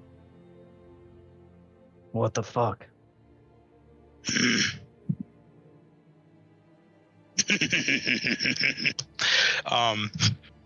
He's gonna start changing back. He just starts slowly just shrinking by maybe a foot and a half. He's already pretty tall. But he just kind of shrinks back into himself. The claws go away, his hands go normal. The hair disappears, his muscles shrink back, and you see his dreads, now very loose, kind of fall in front of his face as he just springs back into his normal form after maybe a minute. I throw his shirt at him. Oh, thanks. I don't have that many good shirts anymore. Bet you go through them. No, I actually haven't done this in years. Irileth narrows his eyes again. So man's the real monster, huh?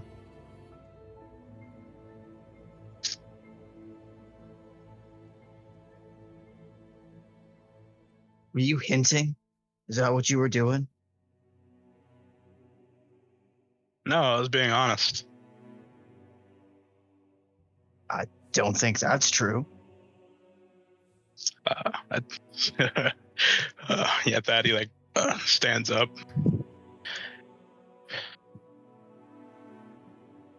Not all of us are cursed. Some of us are born this way. Okay. I am Fenix of the House of Gordova. My family has served as knights to the Emperor for many generations. Sorry, my throat's a little sore. Yeah. How does that... Drowner, how did that taste? Didn't look good. I wouldn't know. But I'll say this. The reason I don't exactly do this very often is because a human mage hunted down my family one by one. Not because we were threatening anybody. She just assumed we would one day. Huh. And she laughed while she did it. So, he just leans over a little bit. Yes, man can be a real monster. Mm-hmm. I'm only a friend, Irileth. Besides, kind of doesn't poke him, but kind of gestures into his chest. You think I would have given you a fresh quiver of silver-tipped arrows if I thought it was going to attack you one day? Come on. All right. You think I would have given, like, just as a Siegryn? She does not look good. Do you think I would have given Siegryn silver knuckles, sharpened Brynnhilder's swords? I mean, you could be an idiot. I could. You're not, though, are you? You're not. No. Here. And he'll raise up his hands, which are now, the gloves have been ripped off, and he gestures to the hole going through them. That probably looks a little pale white at this point. I've done everything in my power to make sure I can't transform on a whim. Brynnhilder can attest to that. All right, but otherwise you could do it voluntarily. Yes. I do this and show them it to witches, like Brynnhilder and others that have come into the shop, to gain their trust, because otherwise I do openly walk around the city. I'm not here to hurt anyone. It's just my proof. Irileth glances over at Brynnhilder, sees her still working, takes another couple steps up to, like, within arm's reach, leans forward and says, "Can you, like, make me do that?"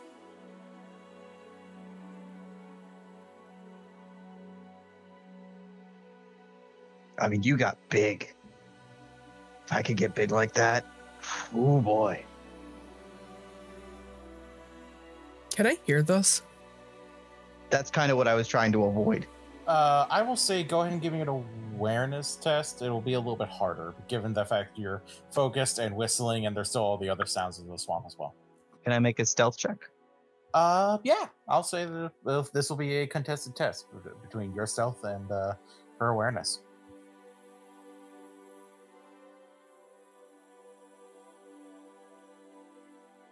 Any modifier? I'll say +1, given the fact that you're kind of whispering and she's dealing with all the sounds of butchering a drowner. So that'll be 25. Yeah.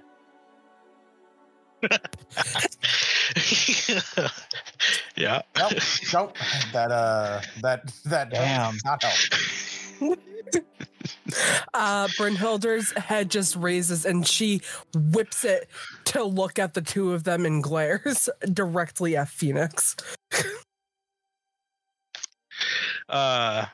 Fenix has been smiling, kind of, and then actually frowns at this. No. I won't. I can't and I won't. Well, you can't or you won't. Both. Hell, I shouldn't even have children. Huh. I won't have children. I don't want anyone I love to be treated as a monster.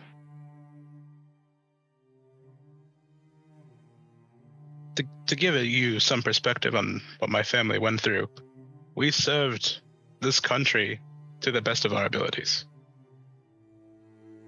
It was that mage who found out what my mother was and found out what all of her children were, and had the thought process of that my father was trying to get as high up in the ranks as possible to slowly infiltrate royal courts with werewolves.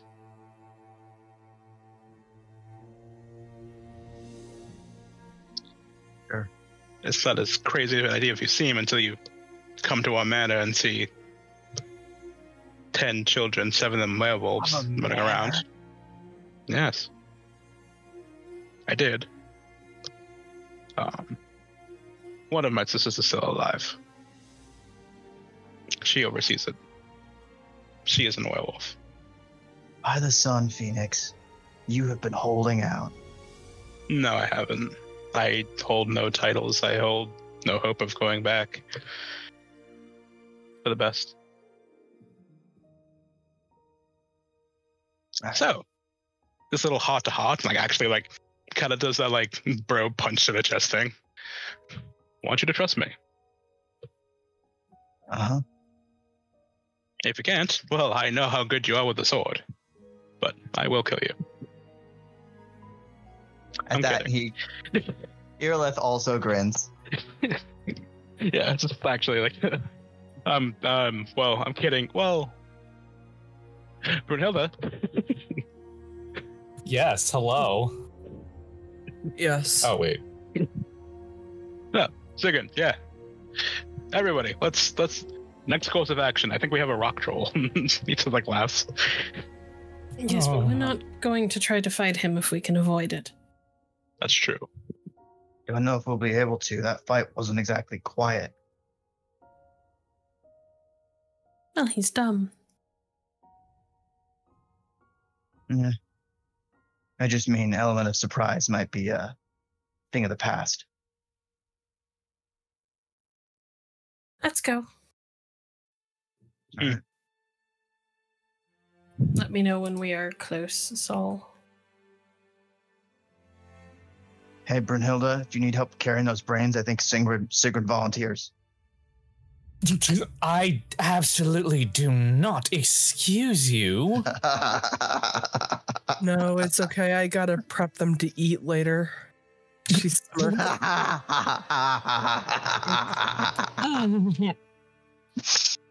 Oh, actually, oh my goodness. And he like looks down at his chest. Oh, I'm covered in it. Oh God. Oh, it's everywhere.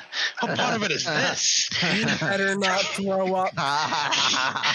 She is like she is giving herself the horse blinders right now. Oh, I've got entrails in my fingertips. Goodness. Oh, please stop. Stop. Did you see that one, that last one, the way his head just exploded? All right, enough. Stop bullying the poor girl. Wait, can I roll to see if I have a piece in my mouth? Yeah. Cool. That's why Irileth was asking, because it looked like you'd bitten several of them.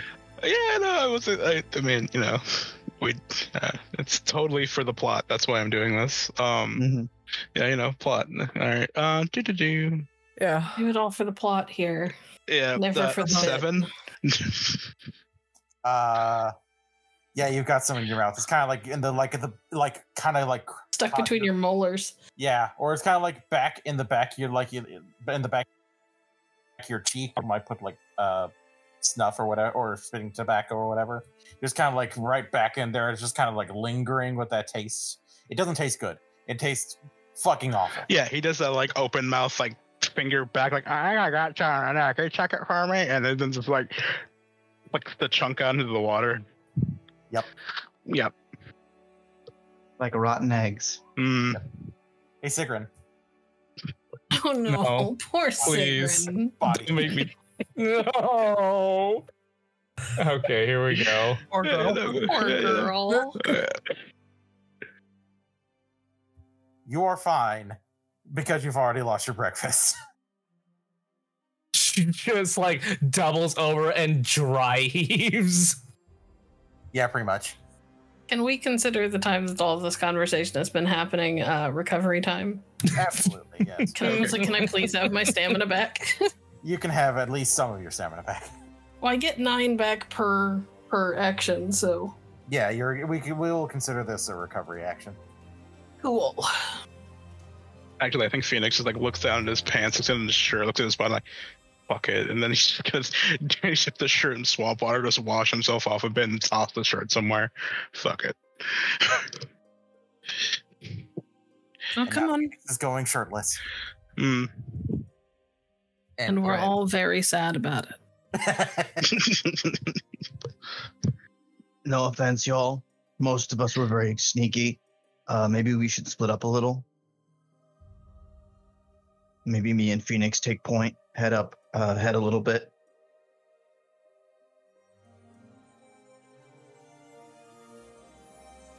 All right, that's what we're doing. Fenix, let's go. Yeah, all right. That's it. It does take a bit out of me to do that. It's not like I just turn a switch. Okay. Just keep it in mind. Alrighty. Someone ought to help Siegryn. And it shouldn't be me, because if I have to throw around magic, I could end up blowing her up. Oh, that might almost be preferable. Brynnhilder. Yeah. You are. I don't think that it should be me. I'm the one that's, All right. you know, Covered in viscera? I've got the. and I've got the carrying it on my solution. body. All right. He's gonna kneel down. Renda, Render you've got will this. go- Yep, Render will go and basically lift up Siegryn on, like, kind of like put his head like back down between her legs, just sort of like lift to have her roll back onto his back. And Siegryn is now riding Render. Excellent. She just clutches on for dear life. Or Siegryn. This poor fucking dwarf. Do you get motion sickness? Body check. No, I'm just kidding. Oh my god!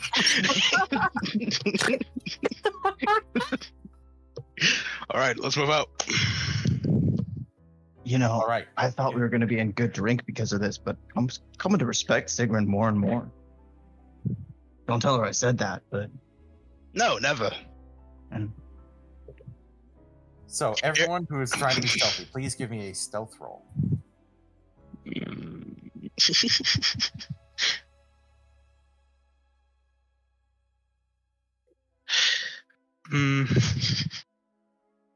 I will roll Render stealth instead of having Siegryn roll. Oh, excellent. That's so much better. This is not gonna go well. All right, you got it. Oh, it's not bad. hey, Render has a +6. It's 15, not bad.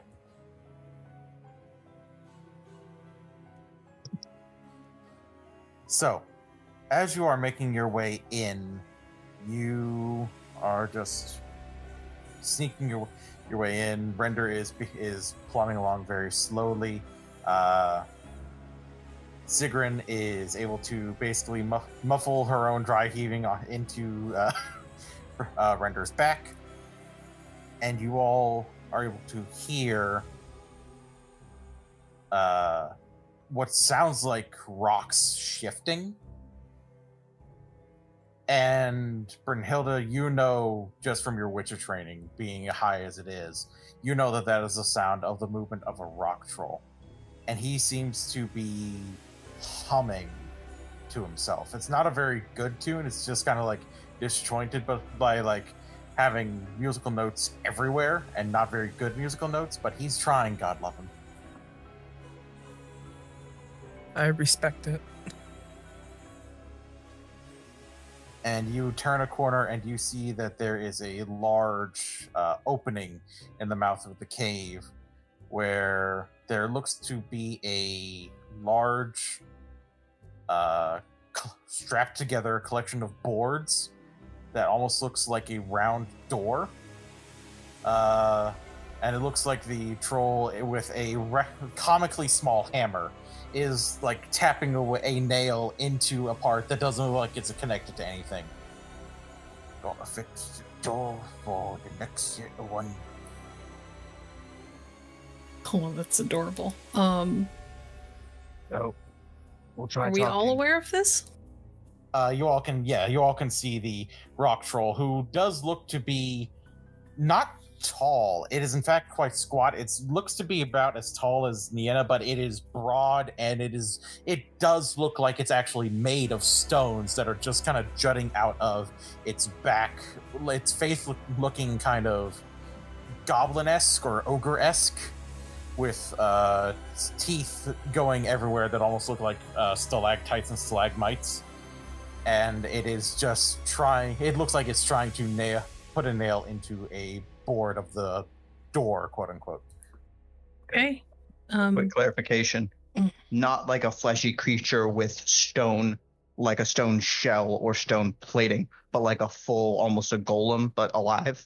No. Well, most of it does look like it has lots of rocks that are like in its back, but like when you look at the arms and you can see like a bit of its face, it looks like very gray flesh. It doesn't look like very like soft flesh, but flesh nonetheless. It kind of looks like it just has rocks growing out of its back as it's hunched over.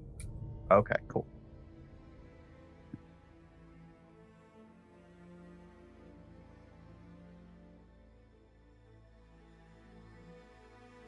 Okay.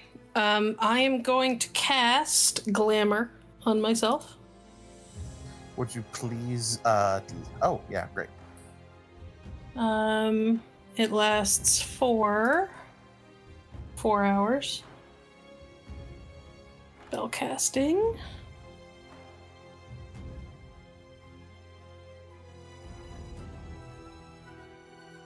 $14. Not great, but Enough for what you needed. yes. All right. And for those of you who don't know what a rock troll looks like, I'm going to share an image in the chat. Or, well, in the general chat for the server. Lovely. Uh-oh. He's beautiful. Okay, so what I want to do is I want to have like kind of positioned myself so that I can kind of come in at an angle away from everybody else. And I'm going to kind of run up and be like purposefully stumbling over myself and try to look like I'm running from somebody. Incidentally, the spell makes Nienna's like her skin look somehow more perfect and luminous, and her eyes look a little bit bigger and brighter, and her hair is really like, you know, slick. There's no flyaways. Everything seems just somehow much, much more polished than it did a moment ago.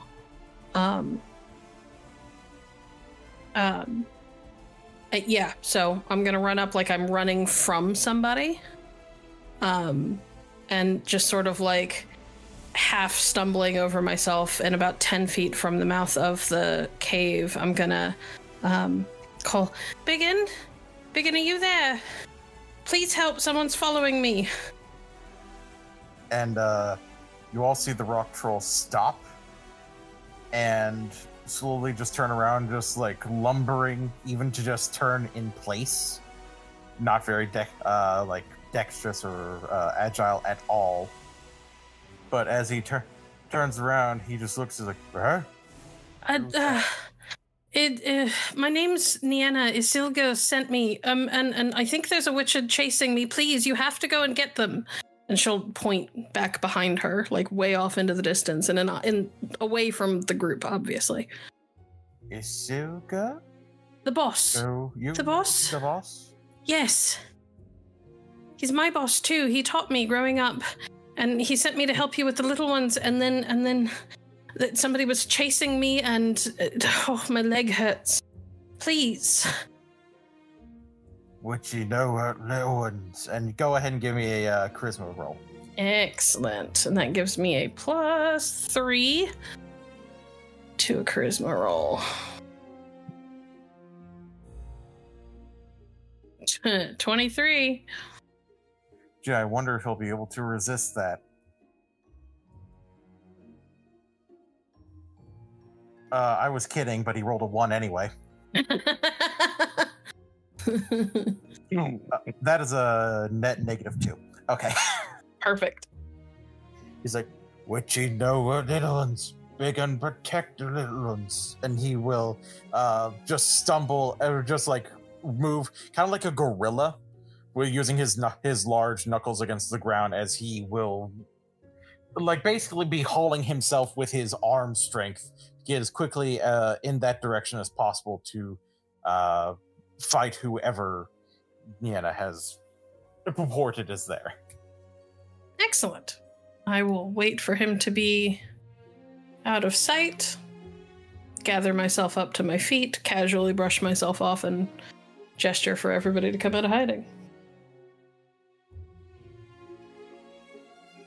All right. Cool. That was easy. Yes, but in the history of things I don't want to fuck with. I don't know. Did you see that nose? Let's go. Come on. We don't have time to have a conversation. Yeah, let's go. I'm just saying, I could put an arrow up that nose, no problem.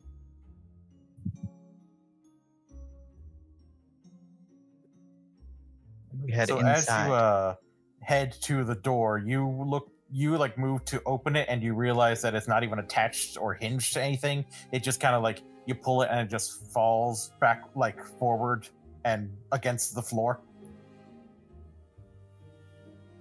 and the opening and the way inside is open to you. As you move on inside, you see that this place, it looks very much like it was not furnished by Bacon. It looks like it was made into a proper little hidey area with what looks to be very well melded little almost rooms that have their own proper actual doors. And the doors themselves actually have windows where you can look inside and you see that there are children. There are a few, they're mostly human children, but there are a couple of elven children. And at the far end, you can see that one of the rooms is empty, but the other room has Jack. And he looks to be training with a wooden sword at a practice dummy. The rooms all look to be well furnished with beds that look like they kind of belong in a lord's estate. They actually look like well made, very comfortable. There's light from lanterns that look like they have magical motes of light in them, so that way they don't run out. And there are even books in some of the rooms for the older children.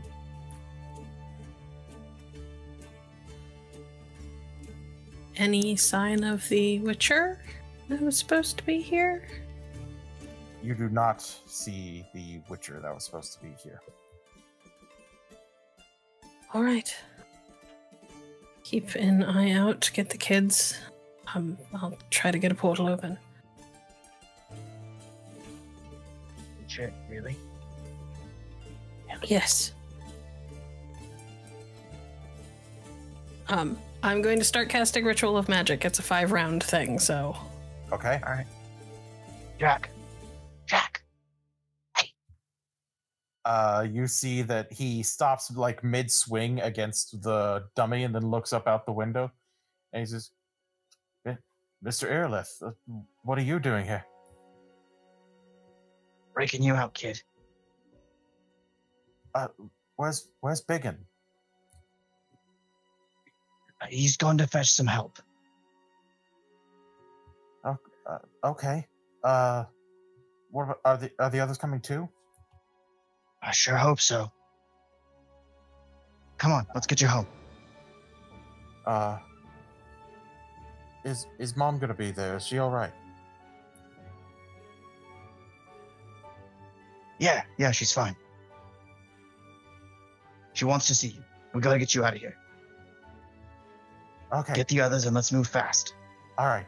And he just like gives you a salute, kind of like what he would do when you were training with him, and will work to help you grab the others and tell them that they're going to go home. That they need to go home. That the plan for them had changed, and that Biggin was going to help them get home. Some of them look to be very young, like around maybe 6. But they all look to be very well fed and well kept and clean, even. While this is going on, Fenix is going to nod at Siegryn and be like, just help round up the kids and keep them calm. Do you mind if I follow your wolf?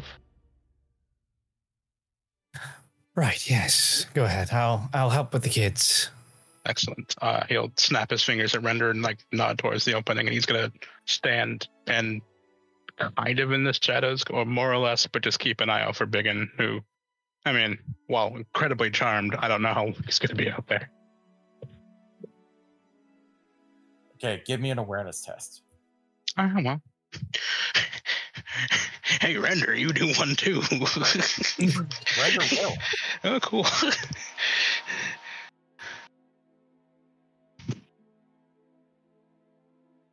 Yeah, that's not. Oh, what? Yeah, that's my highest one so far. You did better than Render. So that's frightening. Okay. So you listen in, and the kids are all getting gathered up. Nienna is preparing the ritual and is able to even work to get the ritual cast. Like, it is done, it's ready, she is preparing to cast the spell to get the portal open. Brynnhilder, I would like you to also go ahead and roll me awareness, please. Okay. Sounds good.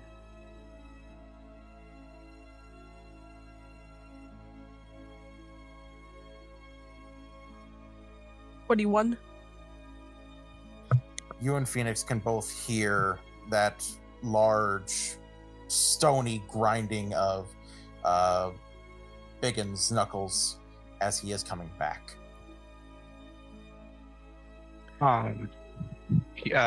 Hearing this, he'll turn his head and nod towards Brynnhilder, and he's just like, I don't give a shit what happens. They're all going through the portal, and so are you.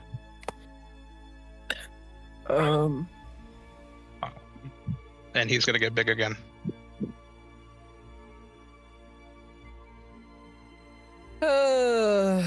All right, and then Brynnhilder's gonna take out her sword and be ready to help play distraction.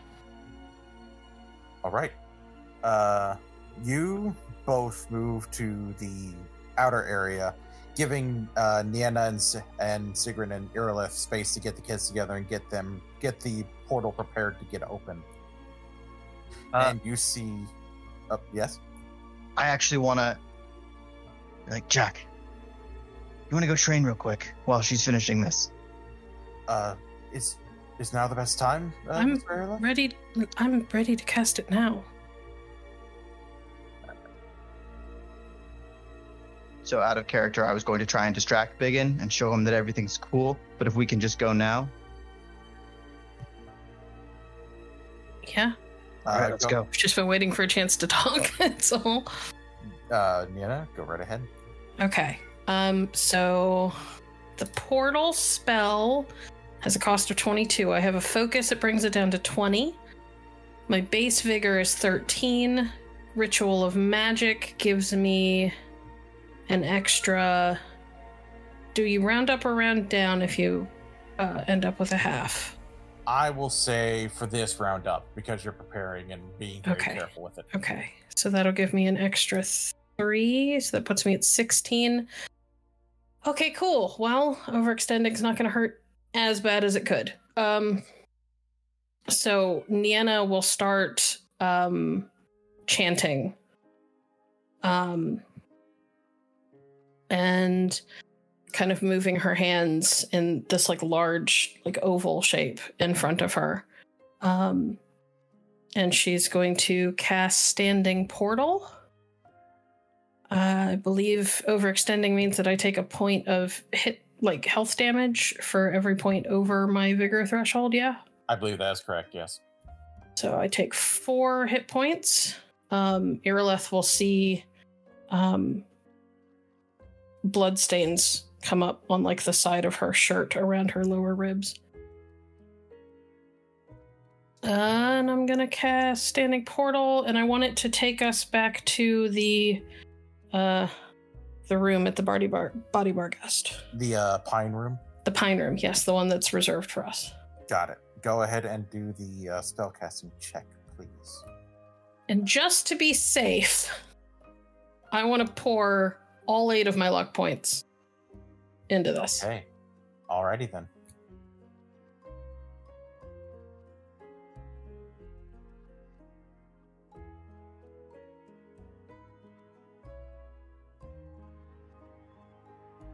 $33. Fantastic. Hold that thought. Fenix and Brynnhilder. You see Biggin come around the turn again. He's like, didn't see no witchy witch. Hey, there's a witchy. You come to her to Ireland's. Me? Yeah, you with the, and then he just looks for a second. Shiny pretty bird pendant. Do you know Gilly? Yeah. Gilly and I go way back. Oh, always nice to meet your friend. Friend Gilly Gilly. Yeah, Gilly Gilly friends. Big and friends with friends of Gilly Gilly. yes, that is right. We are friends, and Are you the fluffy one? And he just like moves over to. He just like waddles over to Fenix and just like reaches a hand out. Fluffy. Yep.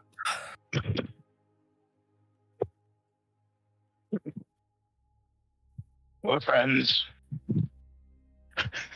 best friends. And he's just continuing to like pet at Fenix, just fluffy friend. Big and like fluffy friend. You know, if you give him a treat, he might do a trick.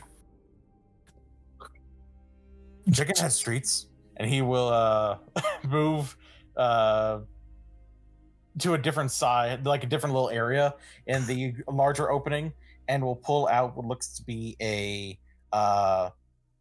like a leg of lamb.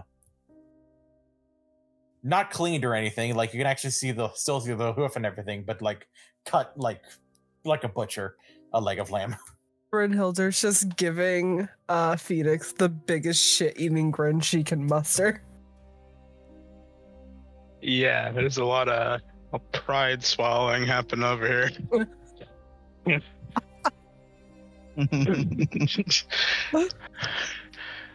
Thank you. And he'll take the leg of lamb and take a big old bite at this probably festering meat. Thankfully, actually, it's not festering. It seems to be fairly fresh somehow, in the middle of the swamp. Mm-hmm. It's still raw though. Mm. Now, sit.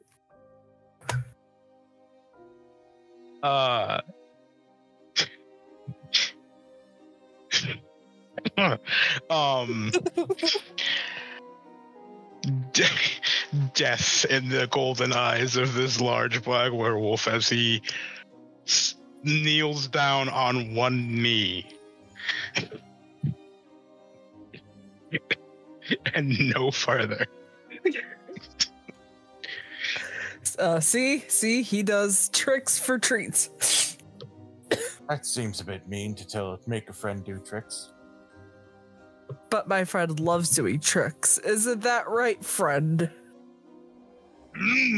He says around more lamb meat. And Biggin just looks, and that smile seems to lessen a little bit. Is you okay, fluffy friend?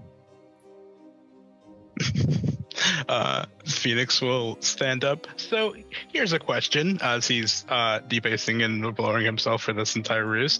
Are they gone? They look like they're about to be. Yeah, Okay. Nienna can't hold this for long, guys. I don't like it. If we're all going, you need to hurry up. I think he'll behind his back snap at Render to like go. No, it's I already ate lunch, so I'm really full. That's okay. I'll save it for next time you come here. Thank you. And he'll just like take the what's left of the lamb and just chuck it over to where he got it to begin with. Well, friend, this has been wonderful and great to talk with you. But my fluffy friend and I need to get going. Okay. You come back sometime, yeah? Yes. Only just me out here. Absolutely. And tell Gilly Gilly I said hello, yeah? Absolutely. Yep, as soon as we can. It's backing up. Backing up. I'm assuming the kids have been being shepherded through the portal. The kids have been being shepherded through the portal, yeah. Because Nienna's got like a nosebleed at this point and is shaking to try to keep this thing open. Yeah, everyone is able to. The last kid to go through it is Jack, and he's just like, oh, you're going to come along too, right, Mr. Irileth? Yep, right behind you. Go. And he walks on through the portal. And Biggin is just smiling and waving like, bye, new friends. They're stepping back and waving as they step back. Yep. And we step He back. doesn't even realize that you're stepping in further into the cave. So yeah, we book it. Yep. 100%. Oh yeah. Now, are you going to book it through the portal still in wolf form? Or are you going to be changing back? You said it took a minute to change. Yeah, he's just going through. Okay. Actually, I don't think I can hold it for another minute, guys. I hate to break it to you, but this is an expensive spell. Yep. Irileth puts a supportive hand on Nienna's shoulder and is like, Just "Hey, go. Just you go. got it. Sig, come on." And I step through. Yep, Sig is bolting through with Doggo in tow. Yep. As soon as everybody else is through, Nienna will kind of throw herself bodily through because I'm pretty sure that's like all of her stamina gone. Because it's 6 stamina per round. Oh, yeah. She falls out of the portal on the other end. The portal snaps closed, takes a bit of the sole of her shoe with it when it Irileth closes. catches her. And she almost immediately just sort of like sags against him. Her nose is bloody. She's covered in sweat. She's shaking from head to toe. And there is blood like along her right side. Like she has been stabbed, except that her shirt doesn't have any damage to it. Right. I did it. Yep. I think I might pass out now. I'm going to lift her up very gently and just put her into bed. Yeah, Nice. actually, I think we're going to be doing some talking in here. Why don't I throw her down in my room? I'm fine. The children need to be looked after, though. We got 3 people and a werewolf to look after kids, not to mention the whole staff. By the way, all the little kids are just looking at Fenix and immediately swarming the big fluffy werewolf. Some are climbing all over him, some are poking at him, and just like, it's like, how's the big dog walking? You know, I asked myself the same question. He talks, and they're just like, ah, like all of Yes, I do. Oh, that's adorable. Irileth, I'm gonna need new pants.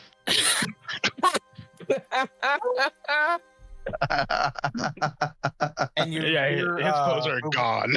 You hear movement outside, and Lisa bursts through, like, what the hell is going? Sees the werewolf, stops and stares for a second, and then just closes the door as she leaves again. I get the feeling it's not the weirdest thing that's ever happened at the Body Bar, guys. I don't think so, no. Lisa and I are going to have a talk about leaving kids and a werewolf together. But right now,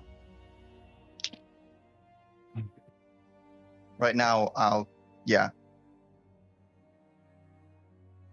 All right.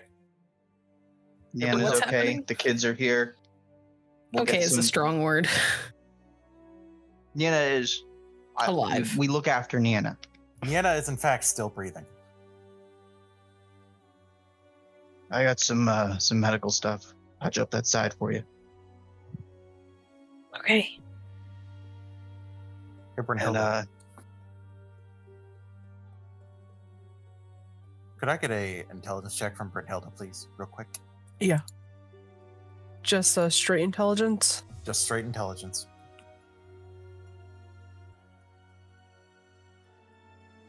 Oh, sorry, I meant that as a 1d10 plus intelligence. Oh, okay. I'm dumb. Okay, just No, the player am I an was idiot. sort of checks from Siegryn where that was what needed to be done, so it's all good.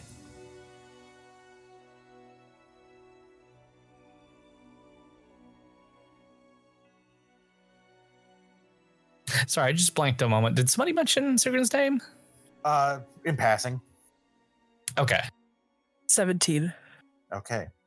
With a 17, there's something that you remember about how rock trolls talk. Names are kind of a rough thing for them unless the names are real short, and even then it can be kind of a crapshoot. So when the rock troll mentioned your pendant and mentioned Gilly, you know that sometimes they switch where letters go in a name. And then your eyes widen as you realize that Gilly could have very well meant Egil, your teacher. Ooh.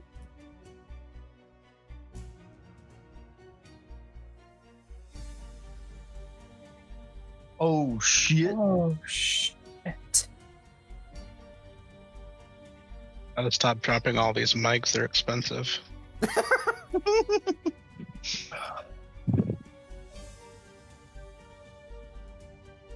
Okay. Okay.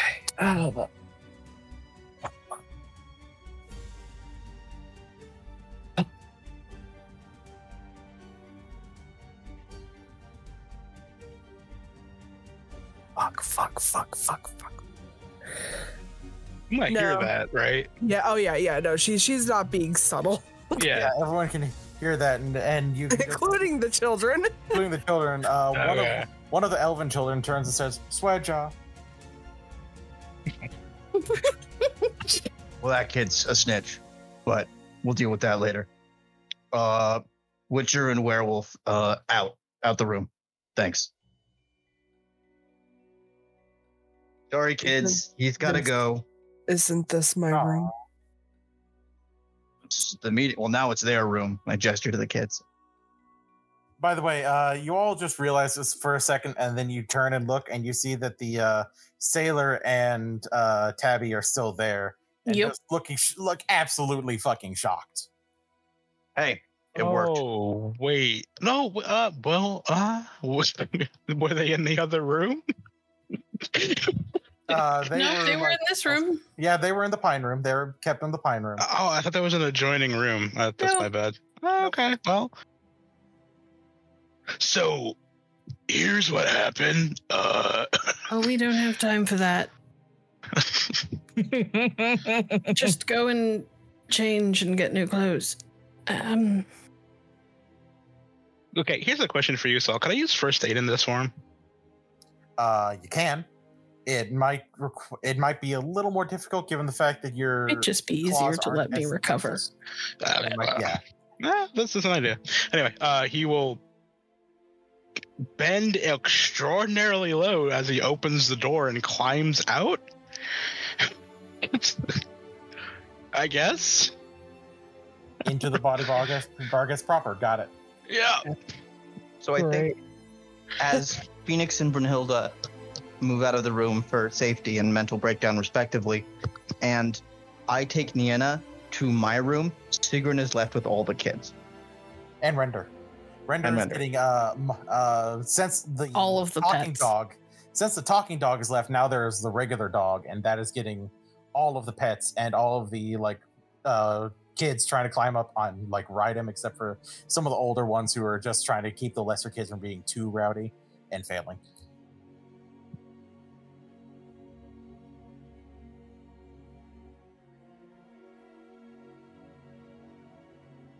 But yeah, Siegryn, you're in a room with several children. Oh no. Oh no. And with that revelation, we are going to go ahead and wrap up there. Actually, I have one more scene. If that's okay. Spicy. Let's have that scene. With Irileth taking Nienna to, I guess, his room to get put into better clothes and patched up because she's bloody. Nienna's gonna, once she's changed and everything, and he goes to turn to walk away, she's gonna catch his hand with hers. Don't leave. Hey, yeah.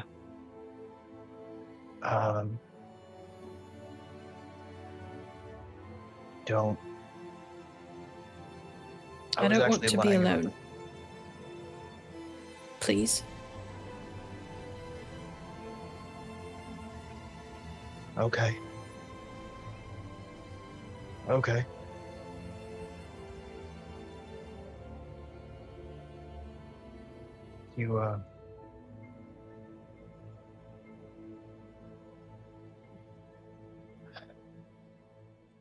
He'll turn back. I mean, you should be resting a little, right? You want me to keep watch, or? She'll just kind of like pat the spot next to her. Just stay here.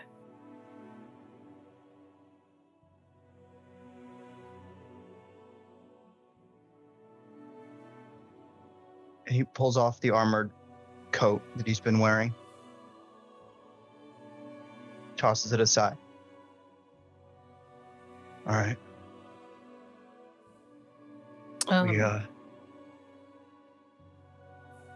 What? Sorry. No, go ahead.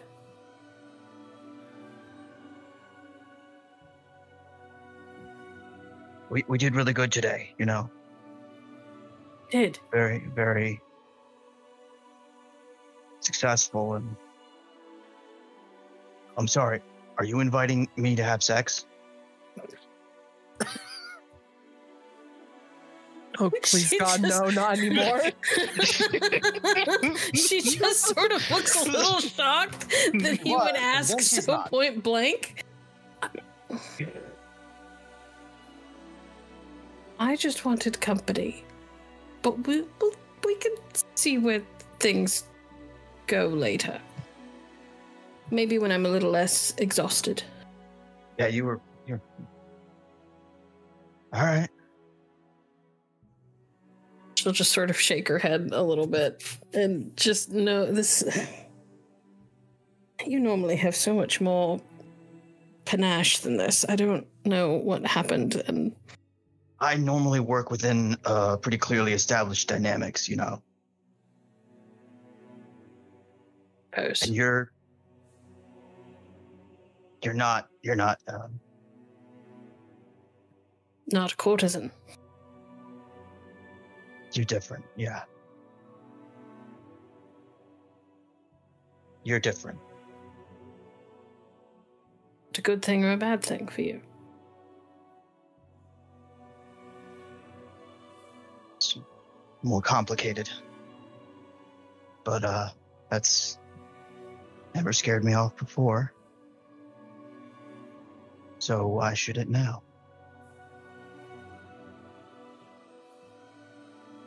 Boots off, he pulls his shirt over his head. She will wait for him to settle down next to her, and then she will just curl up against his side and put her head on his chest. And I think that that's good for that scene. And I think that is a much more sweet end to tonight's events.